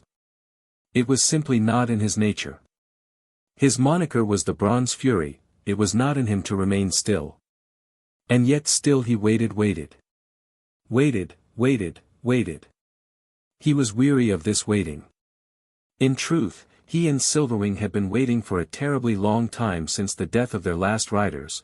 Now they had them once again, as they had in the old days, but it just wasn't the same. He longed to test himself, to rend and rip challengers as he once had long ago with Jaehaerys. Thankfully, his new rider wasn't weak. Viserys might often be silent, but the man held a rage all his own, a dragon deep within him. Seldom did it stir, but when it did. Well. Vermithor hoped it would stir soon. He was so terribly bored. While his mate happily watched over their latest clutch, many strong hatchlings would surely arise from her eggs. He himself longed for action, aching for the battles and the war to come. Fire and BLD and battle and bone, the crunch of death. Enemies in his jaws once again as he tore the world asunder with naught but his jaws and his breath. Vhagar understood the call of combat. But he hadn't seen the wizened elder in decades. He wasn't even sure the hoary old lizard was still alive. Syrax was lucky. His wild golden daughter was herring off to the stepstones with her rider while he A sudden commotion near the entrance of his lair drew his eye. Silvering trilled softly, commanding his attention. Curious, the old WIRM lifted his head with a low rumble of his own and squinted into the rising sun. They'd both grown far too large for the dragon pit and had thus taken to lounging in the countryside when they weren't looking in on their brood. Still, that distant clamor caught his ears and he shook himself mightily, grumbling as his old joints protested. But old though he was, his eyes were sharp as ever. He saw the new arrivals long before they saw him. 2 riders on horseback. He recognized them by scent, if not sight. Viserys. And his mate? Curious. What had brought them out here so early in the morn? Perhaps the king had quarreled with his brother. Perhaps not. What did it matter? Curious, the old dragon watched him intently, growling a little as he disembarked his horse. Vermithor. Much to his surprise, Viserys spoke in a deep, booming voice. I have neglected you as of late. Shall we hunt? Those last 3 words were music to his ancient ears, they made him feel young again. A chance to fly with his mate and burn fools. Say the word. Silverwing perked up as Emma approached her. The young queen rather reminded her of her beloved Alysanne, a gentle soul with a spine of steel hidden therein. Alysanne had been a good ruler. Emma may well succeed her. She watched her rider dismounted her horse and stride her way with only the slightest of hesitation. Idly, she noticed young Visenya strapped to her chest in a secure HRNSS. And there beside her in a similar leather mount made for a young dragon, Baby Belle. The black hatchling would not be separated from its partner. Good. As it should be. Ah, the chance to stretch her wings and hunt once more as she had in the days of old. How glorious it would be. Dragons lacked the capacity to grin, but Silvering had many other ways of expressing her boundless delight. Her tail wagged like an eager dog as she inclined her head and lowered one wing for Emma. On a whim, she roved one eye down to regard the youngsters strapped to the queen's chest. Little Visenya cooed softly at the sight of her without fear, while Belle trilled defiantly. He had spirit for so young a hatchling. It would serve him well in the battles to come. There would be many. Silvering nudged Emma with her snout and snorted in approval. For her part, the queen laughed and laid a hand on the underside of her jaw, scratching her chin. Good, good. She had trained this human well. Lower now, lower. To her credit, the queen showed her proper deference and gently climbed atop her back, making sure to secure herself and her younglings in the saddle. Alyssa Targaryen had once done the same with her own babes while riding Malays long ago. The Red Queen had been quite proud that day. Now it was her turn. Emma took a deep breath to MSTR herself and her nerves, and then, in High Valyrian said the words she'd been aching to hear. Fly, please. She did not command. She asked, as one equal might unto another. Such was why she'd chosen her. Silverwing roared in delight and happily acceded to her request. Vermithor joined her not a moment later. Together, they took flight. Dawn came the next day, and Naruto awoke with a raging headache. Anyone get the name of the punk who hit me on my head last night? He groused. I would say yes, but even I cannot recall what the F happened. Ugh, my head, Kurama groaned in his ear. A distant clamor caught his ear. You're awake, a voice called as the tent opened, causing him to look up and see Rhaenys enter with a bemused smile. I find myself surprised, I would have thought you'd have something to tell us. He squinted at her, not quite comprehending. Something to tell you? The storm, boy, she clicked her tongue at him, drawing a wince as he belatedly remembered. It drowned a quarter of our enemies last night, enough that it actually worried the men and my lord husband quite a bit, but witnesses state it was several leagues away. Quite a terrifying scene if their words are to go by. So speaking, she snatched up a goblet, poured him some wine. Here, you seem to have slept wrong, it should dull the ache, she said softly. Thanks. He took a long sip of the offered beverage to muster his thoughts. He remembered fragments. Bits and pieces. The voices, the power, the storm. But there was a gap. As though he'd forgotten something terribly important. He was sure it would return to him. Give time, once this migraine ceased. Belatedly, a thought occurred to him. Where's Renera run off to? She's out doing some scouting of her own before we head out ourselves, the elder woman told him. She should be back within the hour. A distant clamor put paid to that. Or within the next few minutes, she amended with a bemused smile. Such a restless girl. Grimacing, he sat up, frowning a little at his still damp clothes. So, do we have a plan? I mean, aside from throwing me at the enemy forces, of course. I'm sure some of the others want to get some of this work done themselves without having to rely on me for everything. The men will be sent to another enclave of the islands to do their part in the battle to come. My duty is to work next to my son and cousin in burning out the surrounding caves. My husband will be leading the men personally into battle at a junction to wait in ambush for our enemies. She paused, waiting for his nod, then continued, as for you, your task remains simple, continue your path of destruction, crush the surrounding mountains and use your massive friend to ensure they cannot scurry away like the cravens that they are. I dare say yours is the hardest job of all. Well, let's grab a bite to eat before we set out then, shall we? He smirked. Syrax lowed in the distance, drawing a laugh. Should probably feed the dragons, too. Thoughtlessly, he began to remove his shirt, only to pause once he realized Rainey's hadn't left yet. Do you mind? Calm yourself, she laughed. It's nothing I haven't seen before. He flushed. You're enjoying this, aren't you? A little. Rainey's chuckled and left the way she'd come, leaving him to find warm and hopefully dry clothes to change into. Red and black, of course. He wasn't surprised. Only made sense that Renera would pick those for him, the better to bring him into her house. A brisk breakfast saw him suitably refreshed. By the time he'd finished, he knew Renera was looking for him, if only because could sense her presence roving around the camp, with Syrax lingering further behind. Gah, Syrax. Although still smaller than Malays, she'd begun growing in haste since the princess began letting her range further and further from the dragon pit. He knew better than to come near her without a proper offering. A wave of his hand conjured a pair of shadow clones, who were soon sent to fetch and deliver her a fresh basket of fish, maybe two. She was getting big, nearly as big as Carax's. Speaking of shadow clones, he was pleased to find that there were no reports from the ones he'd left in King's Landing. He'd know if someone managed to take them out, and likewise their memories. And emotions would become his. But nothing from the capital. After healing Demon again and the latter's refusal have a minder of any sort, he discreetly moved several disguised clones to watch over Viserys and Emma while keeping an eye on the small council. Nothing seemed amiss on that front so far. He was still mulling over the matter when he spied Renera, over the next rise. Belatedly, he realized she was still wearing her armor, though she'd thankfully removed her helmet and let her hair fly free in the salt air.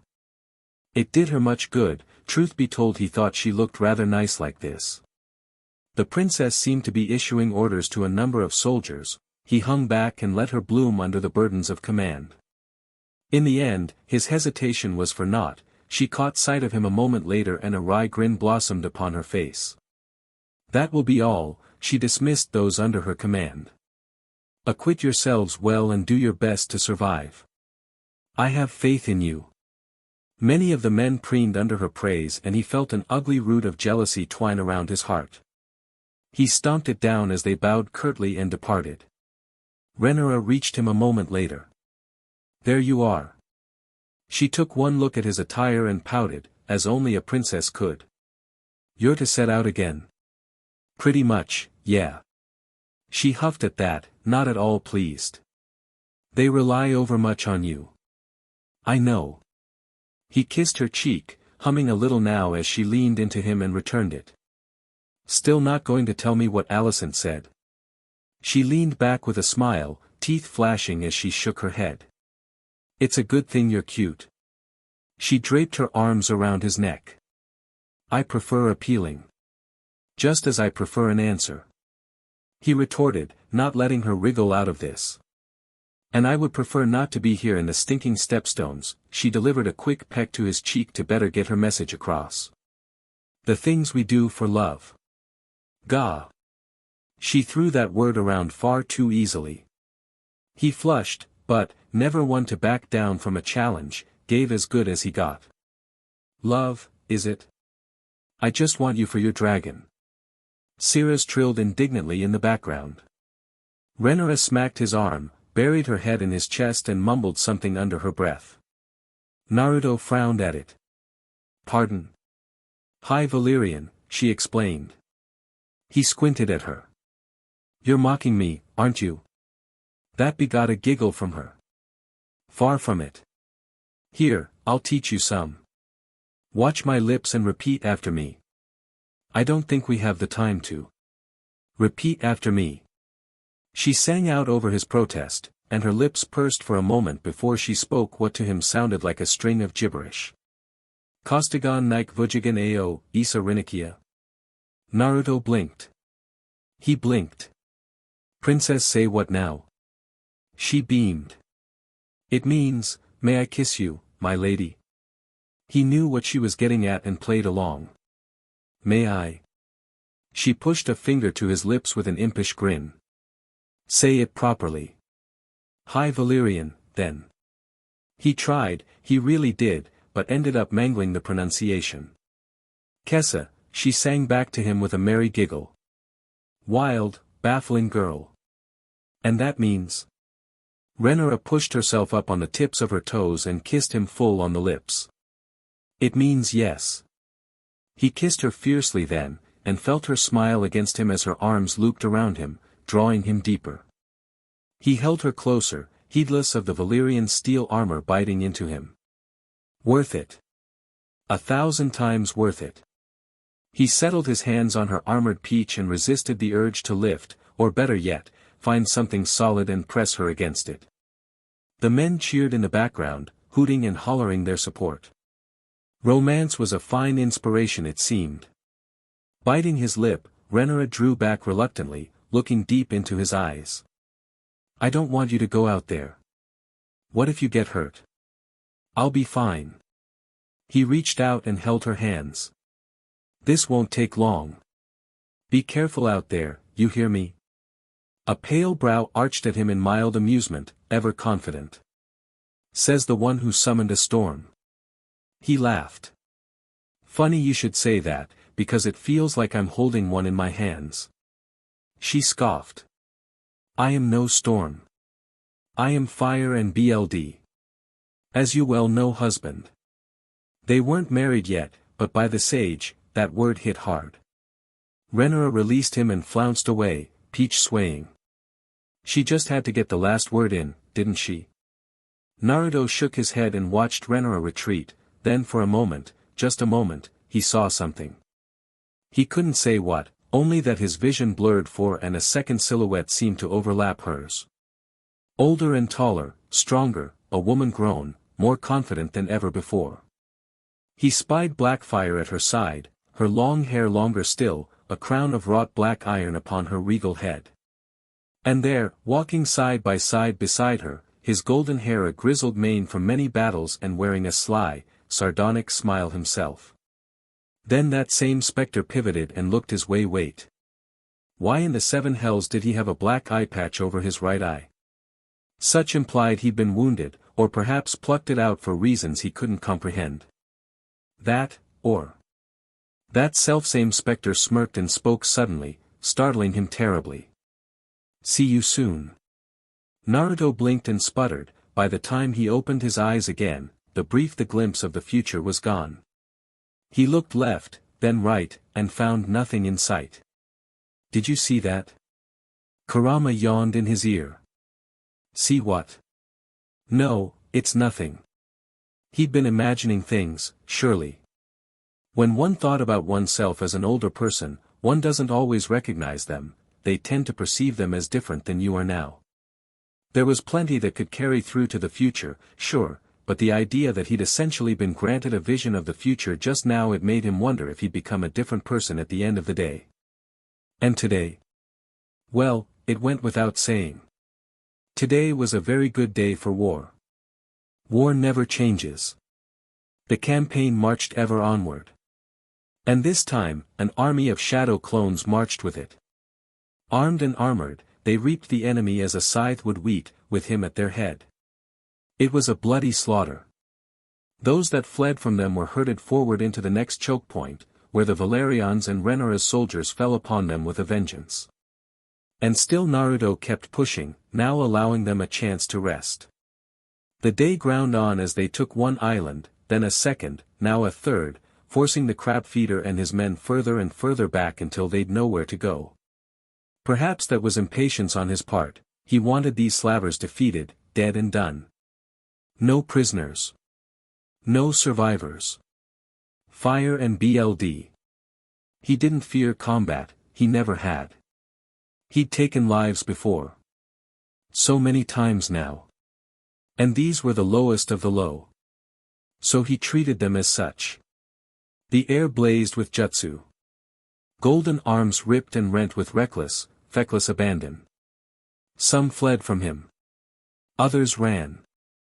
He didn't give a DMN. They made their choice when they started selling slaves, when they chose to prey on the innocent, when they began staking good men and women out on the beach to be fed upon by the crabs. He passed more than a few corpses like that, crawling with crabs, shriveled husks that must have died in agony. The sight of them only made him fight harder against the triarchy. Kill them all. Do not hesitate. Show no mercy. They all had to die. Those who didn't fall to his fists found themselves trod upon by Kurama. He tore open their caves and forced them to flee, time and again, uncaring of their cries, their pleas, their whimpers for mercy. And still he fought on. Lord Corlys might support him after he won the stepstones, or he might turn his cloak later. He still didn't care. If he betrayed them, now or in the future. I'll have to kill him. The realization saddened him somewhat, not for the man's death, but how readily he'd turned to violence since finding himself in Westeros. A small, boyish part of him had died inside. No, that wasn't right, it was still dying even now, withering away with ever life he took. These people needed more than words. It was great if they listened, sure, but in the end it came down to fire and BLD. A dragon's roar split the sky overhead, and with it came a towering shadow passing through the mists above. Naruto craned his neck, squinting curiously through the fog. Cannibal? Try though he might, he couldn't be sure at this distance. Regardless, that was a very big drake, larger than Malays even. What was it doing here? He soon had his answer as the beast fell upon the crabfeeder's fleet with a raging roar, belching fire as it snapped up pirate and slaver alike. He saw the green bloom of death even from here and winced as a particularly large ship imploded on itself in a plume of emerald death. Even as it crumbled, the creature moved on to the next, devouring the enemy with near-feral hunger. He paused for a moment, wonder if pain stabbed into his temples. Hungry.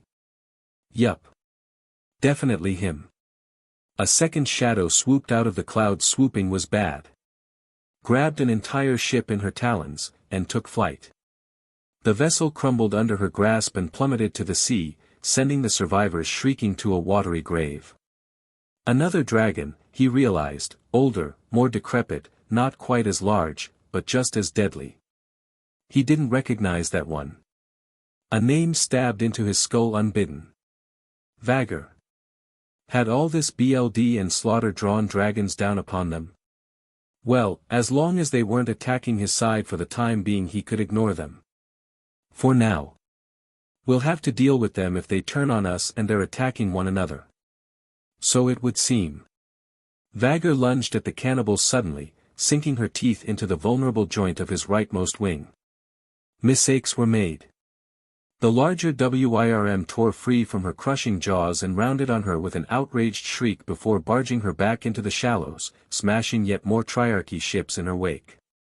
Green flame flashed forth, only to be met by a smoldering blaze of amber fire in kind. Just ahead of him, Syrax wheeled away from the two larger WIRMS and, in her haste to escape the slaughter, flew straight into a hail of arrows. She lurched into the sky with a startled shriek. Naruto didn't miss the pained cry that followed. Just like that, all thoughts of dragons fell away. He saw red. Renara was fine. He knew she was, because she had to be. It would take more than an arrow to harm her. Yet his tempter stirred all the same. Ha!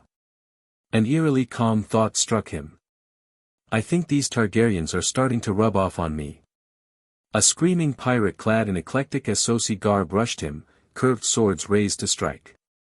Naruto didn't bother to banter or try to plead with him, instead he slapped the first blade aside in contempt, parried the second, mixed the man up literally. Backhanded him to stun him, caught his blades when they fell from his grasp and used them to cut the brute's throat. By the time his victim fell to bleed out upon the sands, he had already advanced 10 steps and killed 10 score more. Then 10 more atop that. Tens upon tens. Hundreds. He swept a hand forward, conjuring a mass of chakra arms, bearing Rasengan in each hand. Then he let them fly and walked through the carnage that followed. There were few forces in the shinobi world that would willingly withstand that jutsu. Here on Westeros. None. The result? Annihilation. Evaporation. Oblivion. An arrow whistled past his face, easily evaded. He pivoted and blasted the cliffside with a tailed beast bomb. The lucky ones evaporated outright.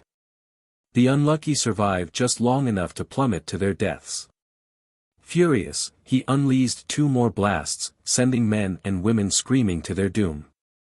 Someone threw an axe at him while he was distracted, only for him to catch it and toss it back, splitting a slaver's skull. A sword slammed into his back and bounced off.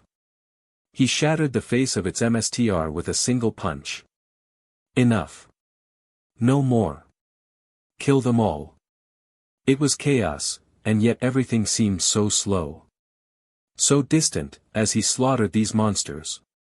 Yet for all that he was keenly aware of his surroundings, the salt and screams in the air, the hammering of his own heart as he tore them apart. Dragons fought in the background as more WIRMS rained fire down upon his foes. Slavers threw down their weapons and fled, routed. Others fought to the bitter end. Didn't matter much. He chased them down with his shadow clones to tear them apart. A lifetime ago it certainly felt like one. Now he would have simply thrashed these people within an inch of their lives and let them be locked up, trusting in the authorities to dispense justice. There was no justice in Westeros, or rather, none unless you made it. So he did. His justice was violence, the mercy he gave a quick death when these slavers some deserved so much worse. He didn't laugh, because he took no joy in this. He wasn't insane. He simply killed. We shouldn't be doing this, a small, tiny, boyish part of him began to plead. This isn't us. Naruto shouldered forward, crushing the throat of another vile slaver in his grasp. Be quiet. We're not a monster. These are people.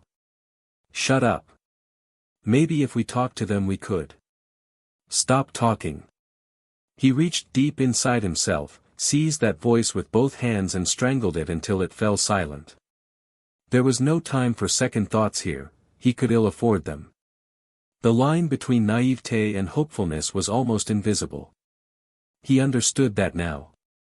This world was dark, so he had to close his heart and let them die. Naruto sped up. No other word for it. His arms flicked left left again, decapitating as he went. Rasengan, Rasen Shuriken, every aspect of his arsenal came flying out with a vengeance. He was the storm. He was death. None who crossed his path lived to tell the tale. Those few allies who glimpsed his flickering form would never forget it, they would pass the tale down to their children, and their children's children. By the end of the campaign, he would earn a new title for the sheer savagery that followed. The Lord of BLD. And there at end of it all, he finally saw him. The one responsible for this fiasco. Crab feeder. Kragazdrahar was not a good man. Perhaps he had been so once upon a time, before the maiming, before the injuries, before the grayscale. Perhaps not.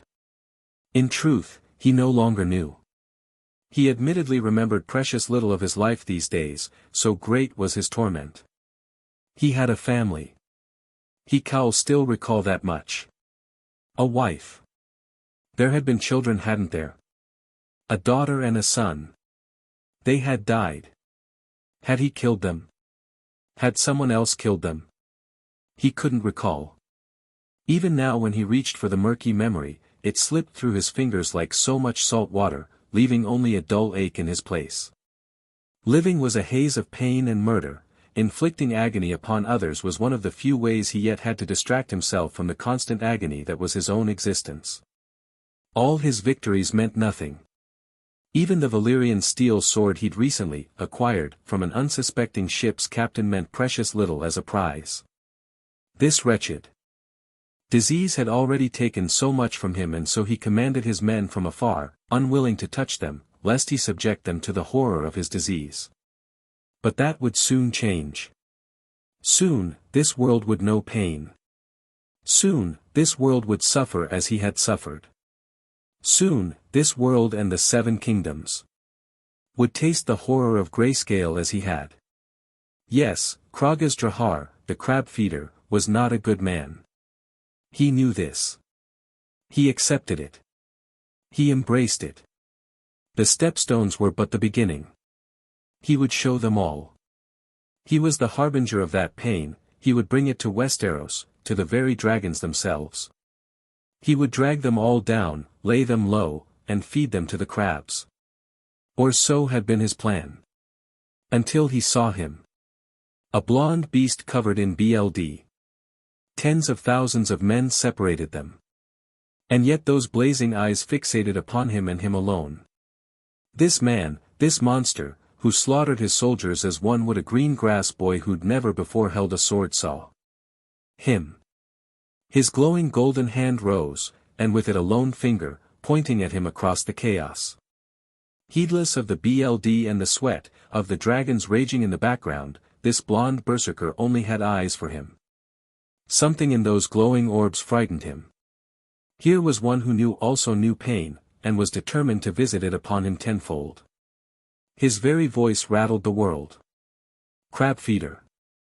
Kragazdrahar stepped back into the cave. This island was lost. Time to retreat. The beast gave chase. The fool would never find him.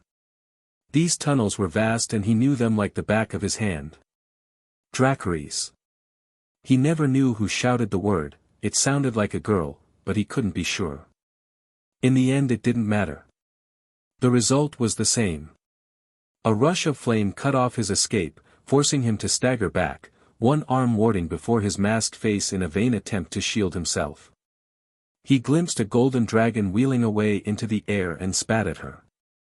That moment of anger cost him most dear. A hand seized his arm from behind and yanked with devastating force. He felt something pop and balked, alarmed to find himself staring at a bloody stump. Pain was slow to come, always had been ever since he caught grayscale, but once it did, the sheer shock of it rooted him where he stood. He balked, swaying on his feet, unable to believe what he was looking at. How? Purest gold flickered before his face, a gloved fist backhanded him and sent him sprawling. His mask went flying, lost into the chaos. Someone shouted, he never knew who. Grayscale. He's got grayscale. Don't let him touch you. Kragaz fumbled for his hammer with his remaining hand, only for a boot to find his face. Belatedly, he glimpsed his would-be killer. How he shone like the sun. You think this hurts? The golden boy was furious with him, ranting and raving as he laid into him. This is nothing, each word brought with it a fresh blow, more pain racking his already dying body. How does it feel? To be utterly hopeless and not being able to do a damn thing about it. Idiot, he felt his ribs rattle, organs rupture, flesh tear as the attack continued, battering him left, right and center, but even then, he was left painfully conscious, cognizant of it all. How do you think your victims felt when you staked them out on the beach and they had no way out? Drahar tried to speak. All that emerged was a bloody gurgle. Something was broken in him. He heard an awful wet snap when he tried to move. He tried to reach for his hammer, for his new sword as well, but his arm wouldn't move the way he wanted. By the time he finally found the former, it was too late. A feeble swipe saw his hand torn clean off at the wrist by a giant maw of teeth. This time, he felt no pain at all, though that might be the shock talking. Was that a giant golden fox looming over him? Was he hallucinating again? Was he already dead? Do you feel defenseless? A boot stomped down on his chest, pinning him where he lay, shattering yet more bones. Scared? Good. Now you know how they all felt before you killed them. Through ringing ears, Drahar heard the rasp of steel and knew well what it meant. He'd taken his new sword. A pox on him. Well, now it's your turn. I hope you enjoy it. His good eye swiveled his way. In that moment, he experienced a single instant of blinding mental clarity. The Triarchy will never stop hunting you now. The blonde Naruto raised his borrowed blade high, eyes cold and hard. Then I'll kill them, too. Valyrian steel swept down in a devastating arc. Thus ended the life of Kraga's Drahar. Father was up to something again. Alicent could see it in the gleam of his eye, the curl of his lip as he scratched out another of his many letters before the flickering hearth. She watched him warily, as he no doubt watched her in turn, going about his work. Yet for all that, he did not look to her, speak to her, nor acknowledge her in any way, shape or form. Setting the Hightower seal to the ink, he blew on it to cool it, once, twice, thrice now, and handed it off to a maester. She didn't recognize this one, it wasn't Melos. Someone new, perhaps. This continued for the better part of a minute until, at last, she lost her patience. You wish to see me, father? Yes, here at last, the hand of the king deigned to look up from his work. You must see the king tonight. Her breath caught in her throat and she recoiled, stung by the very insinuation of such a thing. No fool she could read between the lines. You must, he had said. Not will you. It was not a request, but a command. He expected her to obey, diffident and diligent as always. Once upon a time, she had. She'd trusted him implicitly, believing he knew what was best for her. And perhaps he did, once upon a time, before ambition clouded his mind. He tried to kill my mother. Rhaenyra's warning haunted her even now. She'd already given her dear friend an answer, for better or worse, and she would reap the fallout once she and Naruto returned, but it was those 6 words that tormented her more than anything else. She hadn't been able to sleep soundly since. Dark had been her dreams as of late, filled with blood and fire. Of a great black beast, feasting upon other dragons. She was not Targaryen, nor was she a dreamer, but these seemed an ill portent of things to come. Likewise, with the seed of doubt so planted in her mind, she could no longer bring herself to trust in father's judgment. Queen Emma was a good and noble woman, loved and adored by both small folk and nobles alike. She did not deserve to die, be it by poison or otherwise. Were it not for Naruto, she most assuredly would have perished in childbirth. There was no rhyme or reason to want her death, unless... Oh, father! Is it not enough to be hand of the king? Must you reach so far? Choking down an instinctive surge of anger, she forced Herself to look her sire in the eye and speak calmly. Meet with his grace. To what end? You might wear one of your mother's dresses. He returned to his letters, paying her little inquiry little heed. They suit you. Father did not answer, and now Alicent did not dare to pry further and ask what he intended, because she knew. She knew. Something shriveled and died in her heart. She wanted to cry. She sketched a shallow bow, only for him to look up suddenly. For a moment she thought he had second thoughts as to this mad course of action by the 7, please. But no, his gaze fixated upon her fingernails, where she'd been picking at them, biting them. Ruining them. Deliberately. He stood before she could think to shrink back and held out a hand towards her. Let me see your hands. When she refused, he grabbed her left wrist in a crushing grip. You're the most comely girl at court. His voice dropped into a low, exasperate growl. Your beauty outshines every other, why do you diminish yourself? He yanked her closer. Stop, she tried to tear her hand from his grasp, to no avail. You're hurting me. He didn't seem to hear her, his fingers bit down on her wrist, grinding the nerves together. You have relied on me these many years and now, as always, it is the good of the family that we both longing. Everything I have ever done, that I will ever do, is for the good of this family. Do you understand? Whatever our differences, our disagreements, our hearts remain as one. As one. Did he truly believe that? And yet he would try to send her to such a fate. Why did her free hand hurt so much? Why had father released her arms so suddenly? Why was he stepping backward in such an unbecoming fashion?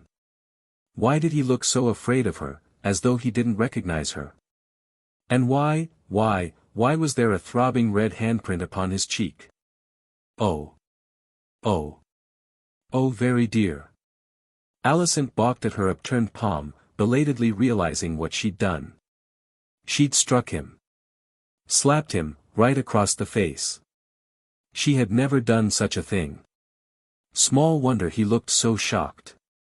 He recoiled, surprised, swaying on his feet, one hand still against his cheek. But not for long. She sensed the anger long before she saw it flash across father's face, turning that regal bearded visage an ugly shade of puce. He took a step forward doubtless to strike her in return. And in a rare moment of absolute panic, Alicent lunged past him to his desk. From there, she seized upon the first thing she could find, her fingers found the letter opener knife from his desk and brandished the sharp implement his way. Stay back. Father froze, one hand raised, suddenly aware of his own peril. Calm yourself, daughter. Calm. She all but rasped the words at him. How can I be calm? You say our hearts are as one, but they aren't, our hearts were never one. I see that now. Rather, I have been a piece that you moved about the board, hither and yon, as you see fit, the better to elevate your station. He tried to speak but she shouted over him, snarling him into silence. And now you would wear me off the king himself, the better to see your bloodline on the throne. Father bridled, made indignant by her anger. Foolish girl. Who was it that brought you to court? Who was that ensured you met the princess? Became her childhood companion? Who has looked after you, cared for you, seen to your every whim? Now I would make you queen. Your sons would sit the Iron Throne.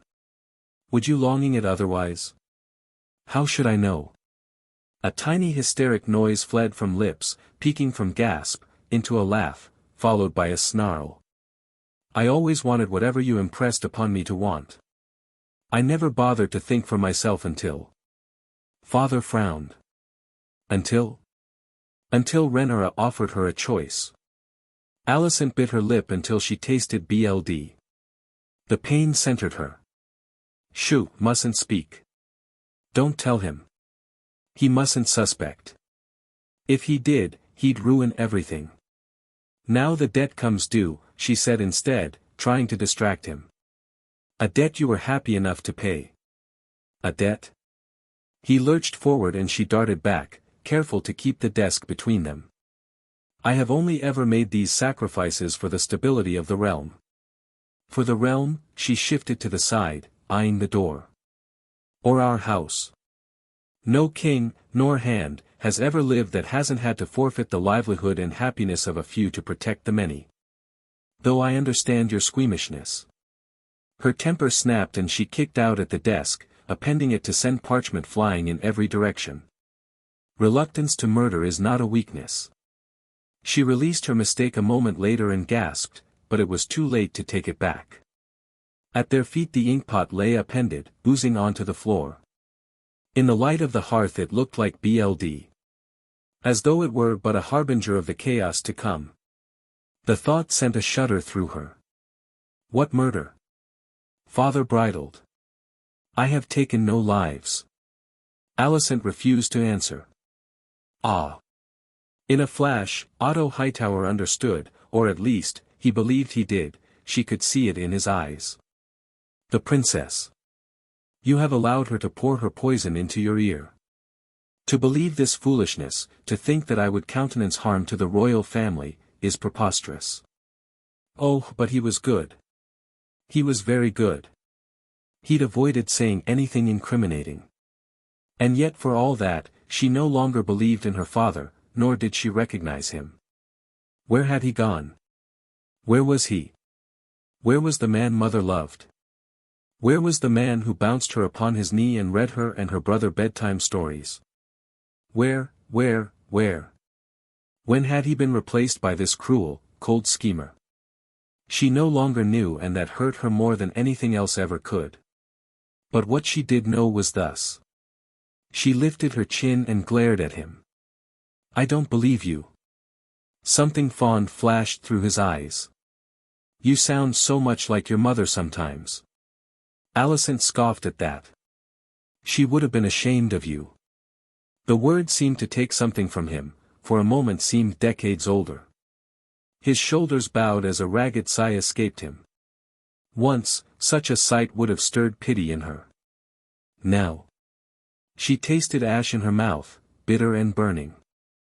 Stepping over the wreckage of his writing desk, she warily walked backwards and made for the door, careful to keep the knife between them.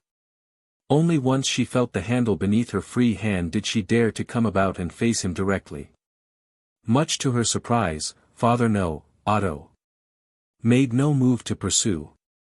Where are you going? She sobbed. Out. So speaking, she wrenched the door open with all her might, darted into the hall, and slammed the wooden frame in his face with a resounding crash.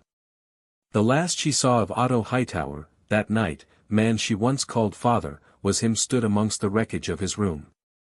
Head bowed and shoulders hunched, he stared down at the bleeding inkpot. As you wish, daughter. The dragons danced. That was the only word Corals Valerian could think to give the battle as he watched Vagr and the cannibal ravage one another anew. Perhaps that was the wrong word for it. These two titans had continued to tussle for the better part of a day now, well into the evening, so much so that they'd been forced to withdraw most of their forces from the fray lest they be trod underfoot. Their boisterous battle had already devastated what little remained of Triarchy forces on this island with brutal dispatch. More than once he'd seen fearsome warriors trod underfoot, while others vanished into flame. It fell to them to pick off the stragglers. Now that the crab feeder was dead, the remainder of his army had splintered, yet even with the death of their MSTR knew neither surrender nor mercy. Just as well, for they would be shown none. Alas, that still left the matter of the dragons. They could hardly conquer and settle the stepstones with those two going at it now, could they?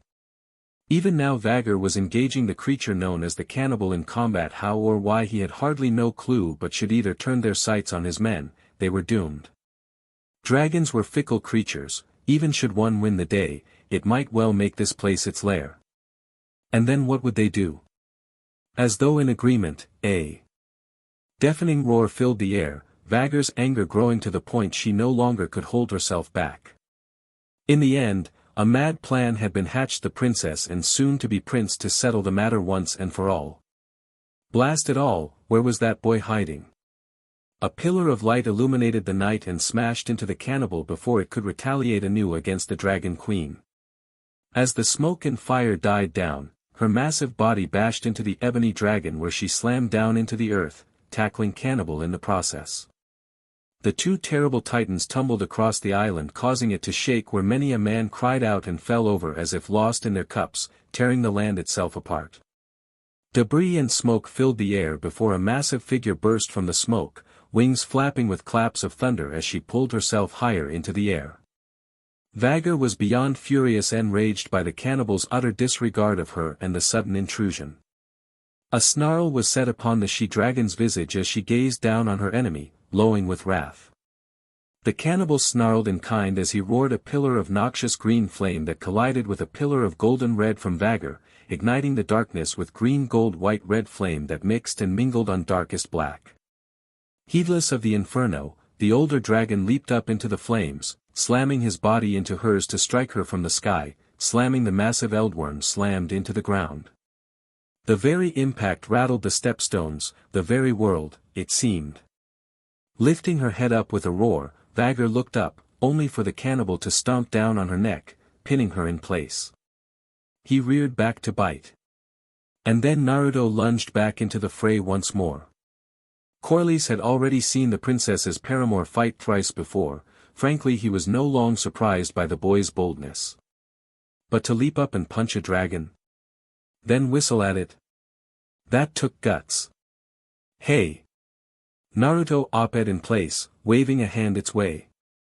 That's right, I'm talking to you, cannibal. Look, I appreciate the assist back there and all, but you've had your fun. Now calm down or... The beast belched flame, forcing him to leap back out of instinct if nothing else before it turned aside, trying to focus on the recovering Vhagar. Naruto, deciding that this would not stand, pulled his sword. Valyrian steel. He'd recognize the metal anywhere. He hadn't had that yesterday. Another prize from the crabfeeder's corpse. Where in the hells did you get that? Corlys asked with a stunned look. It looked remarkable. Not a normal sword nor a great sword, but a cross between the two, large near the hilt before flowing up into a deadly edge. It seemed perfectly at home within his grasp. Indeed, the very steel itself seemed to drink in the pale moonlight, rendering the flowing steel an almost silvery blue hue, as though it were drinking in the very light of the night itself. He'd undertaken many a voyage, but never once seen a weapon quite like that in all his days. Not once. To the victor goes the spoils. Naruto sang back, branding the blade upon his shoulder. Now then, how am I gonna do this? He questioned aloud, idly thumbing a whiskered cheek. I really don't want to kill him, and he hasn't killed any of ours yet. Lord Valerian knew that tone. It was the same his son Laenor used when he was up to no good, and likewise, nothing good ever came from it. Boy, whatever you're considering, I suggest you reconsider. Nope. Naruto smacked his lips aloud, producing an audible pop. Doing this the hard way. Stabbing his priceless blade into the sands, he cracked his neck followed by his knuckles besides before retrieving the sword once more. Blade in hand, Naruto rushed forward to quell the two titans. Once more airborne, Vhagar snarled and roared as she and Cannibal heaved flame and destruction at one another before they settled for hovering, if one could call it such, across from one another. Naruto charged ahead without fear. However, as both dragons were fully distracted by one another, the cannibal failed to notice him as came racing towards him at high speed. A single leap carried him into the air, where, sword in hand, he drew it back, chambered a slash, and swung. The blade found purchase in the BSTRD's lower jaw just as it roared, caused fire building up in the back of his throat to blast up and soar into the clouded sky above. Thunder crashed as lightning exploded above, illuminating the two massive creatures. Cannibal roared, swiping his massive tail through the air and ripping the ground up as it struck at the mortal, only to miss as he weaved away from the strike. Just in time at that, as a massive pillar of flame slammed into the ebony eldworm, causing it to roar in pain before it roared his own flame in response, pushing Vhagar's own pillar of destruction off his body. However, Vhagar was a warrior who had seen uncounted battles. She held no equal since the time of the conquest, with good reason. Thus did she snarl and unleash yet more of her flame upon the crazed male, creating a much larger conflagration of energy that blazed through the darkness, turning the beach around her into a wasteland of flame and death. While it must be said that the cannibal held his own to be sure, but against the Queen of Dragons, his might was lacking. The pillar of green and black flame collapsed as the female's flames slammed into him and sent him shrieking back in pain as the earth scorched underneath his body. The land beneath was rendered asunder by the massive body of the dragon as it slid through across the glassy wastes. Vagor watched as Cannibal slowly rose to glare at her, almost preening as the lost black dragon seethed. Cannibal roared in fury, the hunger beyond comprehension, insatiable, unwavering. Whatever passed between in that moment could never be known to Corlys, but whatever it was drove Cannibal into a frenzy. His hunger must be sated. Vagor growled in return, her massive wings clapping like thunder with each flap as she looked down at her adversary. With a roar, the two leapt at one another. Naruto launched himself off a nearby cliff between the two. Cannibal snarled as he spied Naruto leap at him. This human had dared ride him, he would be the first to die. He would enjoy feasting on his flesh. With a growl, the black dragon inhaled deeply once more and bellowed a pillar of flame at the blonde. It never reached him. Various leaps and jumps allowed Naruto to bound out of the way of the attack, under it, then around and over it, his speed increasing with each jump he made. Several more leaps moved him to the left and right, but always forward. And within moments, he was upon his enemy, sword drawn back to cut. Corals realized his error before the boy could. Mistakes were made.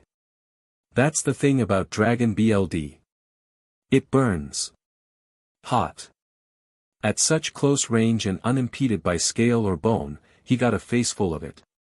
Sputtering in surprise and pain, he tumbled to the ground and clawed at his face with his freed hand, desperately trying to clean his face from the scalding fluids. Massive jaws closed around him, only to bite into a boulder with awful crunch. Corlys blinked from afar, not quite sure what he'd witnessed. It was almost as if he'd swapped places with.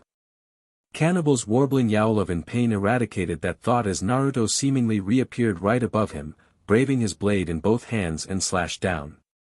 Valyrian steel slashed into the dragon's back with incredible force, ripping free scales, knocking him off balance and slamming him across the island with a cry of pain as his body gouged out the earth.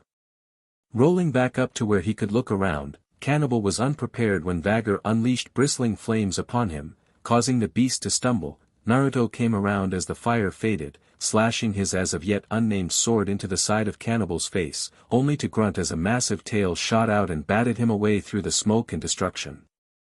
Once again, Vagor struck, her claws smashing Cannibal back as she pulled away while the older Drake turned to snarl at her with rage. Naruto leapt around and batted the massive jaws aside and paid for it when a wing swiped him down.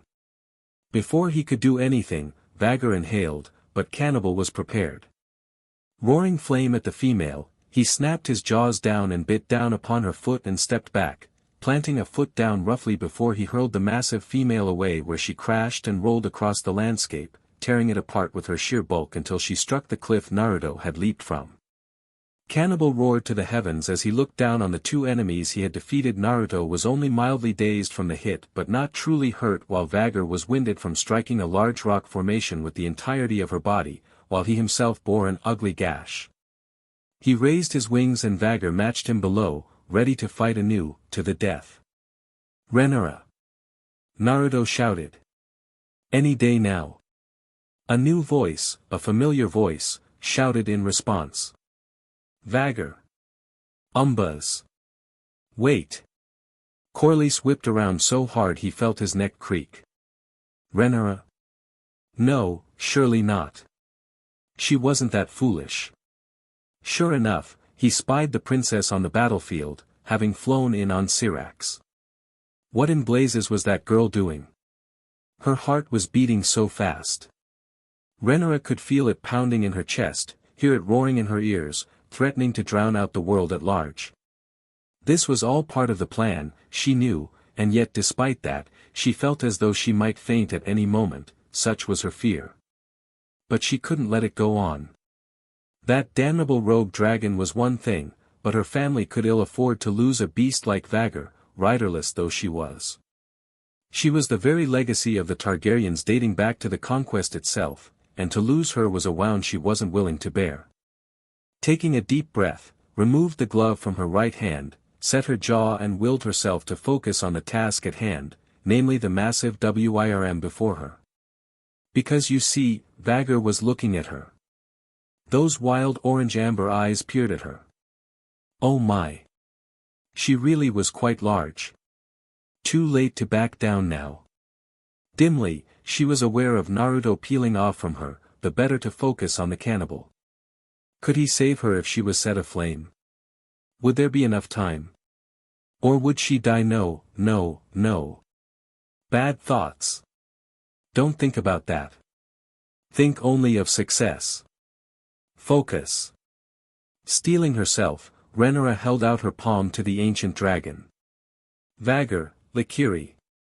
Vagor, be calm. Visenya's mount rumbled sullenly, almost incredulously. Her slavering jaws parted. Rhaenyra reaffirmed her voice. Likiri. Be calm. Vagor bared her fangs. She could see the orange glow of fire building down her throat. Rhaenyra snarled at the sight of it, voice peaking into an authoritative shout. Dohiras. Serve. Vagor reared back, perhaps startled or impressed by her tone. One could never be entirely sure with a dragon. The fire faded in her throat. Those bloody jaws closed as the battle madness faded from her eyes. Her long neck craned forward and quite suddenly, the princess found herself face to face with the old Wirm's mighty visage. Don't move. Do not flinch here. Do not show the slightest sign of fear. Moment of truth. If this was to be her death, let it be a quick one. She would accept no other. Keeping her arm extended before her, fingers splayed, Rhaenyra stepped forward and laid her palm upon Vagor's her snout. At such proximity she could quite literally hear the dragon breathing, feel her every breath as she inhaled and exhaled with enough force to rattle her teeth. A moment passed, and when she didn't immediately lose her hand, she dared to hope. At length, Vagor loosed a low rumble as her reward. When the dragon finally closed her eyes, so too did she, humming softly. She felt something settle into place in back of her mind beside her bond with Syrax, an ancient, unknowable presence. In hindsight, the princess would describe it better. A feeling of weary serenity bordering on a deep sleep. For now, she released a breathless gasp, opened her eyes, and grinned. Success. She'd soothed her, somehow. Vagor's scaled snout butted against her chest, and in a moment of truly reckless abandonment that would leave her balking in her later years, she dared to press her head against the Wirm's snout and embrace her. The old dragon snorted grumpily and blasted her hair back, but made no move to try and harm her, much less devour her. This wasn't how to claim a dragon. This was something different. Acceptance. Peace. Understanding. Syrax trilled hopefully in the background. Vagor utterly ignored her. Also a good sign. Laughing and a little hysteric besides, she dared to look Naruto's way. Now what? He didn't dare take his eyes off Cannibal, unwilling to break the deadlock. What do you mean now what? I'm a bit busy here. You're the dragon whisperer, she hissed back under her breath, also wary of startling the wounded Wirm looming above them. You tell me. He shrugged. You deal with her. I gotta calm this guy down. Rhaenyra would have elbowed him if she could, alas, she knew better than to make any sudden moves in this instance. She knew she couldn't claim Vagor, no matter how much she might wish to, but perhaps they could get her to follow them and guide her back to. Back to where, exactly? She'd grown far too large for the dragon pit. She would never be at home there. It simply wasn't possible. But neither could they afford to leave her here. Perhaps she would be willing to dwell outside it. But then she might fly off again. Blast it all, they needed a rider for her, but who? Will you follow us, then, when our work here is done? She spoke slowly, haltingly. Back to King's Landing. And then Vagor lowered her neck. Hopefully, that was a yes. It felt like a yes. Naruto, meanwhile, took his chance and edged toward the cannibal. What do you say? Truce. Cannibal grumbled and with a great effort spoke, a voice for his ears and his alone. I will not serve. He blew out a breathy sigh. Ain't a skin, too, if you just listen. No, it screamed at him, drawing a flinch from all present. I will not eat that poisoned slop in the pit. I hunger. He was beginning to realize only ancient dragons such as they could communicate as such. Or perhaps it was the tentative beginnings of a bond they were forming. He couldn't be sure. Wait, poisoned slop. Did he mean food? Were the dragons compromised? What do you mean by that? You know nothing. I do know some things, he smiled ruefully, and raised a hand into the air, fingers gleaming gold. Here. If you're so hungry, try some of this. He pushed out his chakra and forced it upward, into the body of wavering Wirm. It was a mad gamble. A desperate plan. It flinched once and glared at him, claws biting deep into the cliff side. What manner of sustenance is this? He beamed, pleased by its response. It's my chakra, my life force. Whatcha think? And then. Disgusting more. He complied. Did you like it? There's plenty more where that came from. The cannibal gulped, growled, low and deep in his throat, but did not bend. We will meet again. Snarling his threat, or was it a promise? The wounded dragon took flight and fled from them with frightful haste. Naruto reluctantly let it vanish into the mists. He was willing to accept a stalemate here. Theirs would be a battle for another day. Someone knocked on their door. Emma heard it first and considered getting up to answer, then thought better of it. She was quite comfortable where she lay, after all. After a night of luxurious lovemaking, she felt more alive than ever before. Dare she say energetic? Had the poison truly taken so much from her, or was she simply rejuvenated from Naruto's healing? She might have to see to daily sessions with him once he returned. Ever restless, Viserys had departed some minutes before to seek out Vermithor and go for another hunt. Of course, those were just words. She understood, of course, she was rather keen to fly on Silverwing again herself, all the better to enact the plan he and Demon had shared with her. Honestly, hose boys. Ah, but the knocking came on again, a steady tap tap tap that refused to be denied. Sitting up, she donned a pale gown and looked toward the door. Come. She liked speaking like that, exercising her authority as queen. It made her feel powerful. Ser Eric had the night watch tonight. T was he who opened the door, and there, standing just beyond it. Alicent? For it was Rhaenyra's dear companion indeed, and such a sight she was, wringing her hands restlessly, tears in her eyes. Wait, tears. Rising with a languid sigh, and careful not to disturb the little ones in their cradle, Emma padded forward. What's wrong? She looked to Ser Eric and belatedly realized his twin Eric was present, shepherding the girl. What's happened? The latter of the two bowed their head, still keeping his hand on the girl's shoulder. Begging your pardon, my lady, but the princess tasked us with watching over young Alicent until her return. As she was distraught when we found her, we thought it best we bring her here. Ah. Just like Rhaenyra to watch over her. Your Grace, the redhead hiccuped. I'm sorry. Her brow furrowed in quiet confusion. Sorry for what? Rhaenyra's friend warbled and broke. My father, he told me to. Emma felt confusion as she explained, but only for a moment. Understanding dawned, and it was a most bitter one indeed. The Aaron in her wanted to be pragmatic.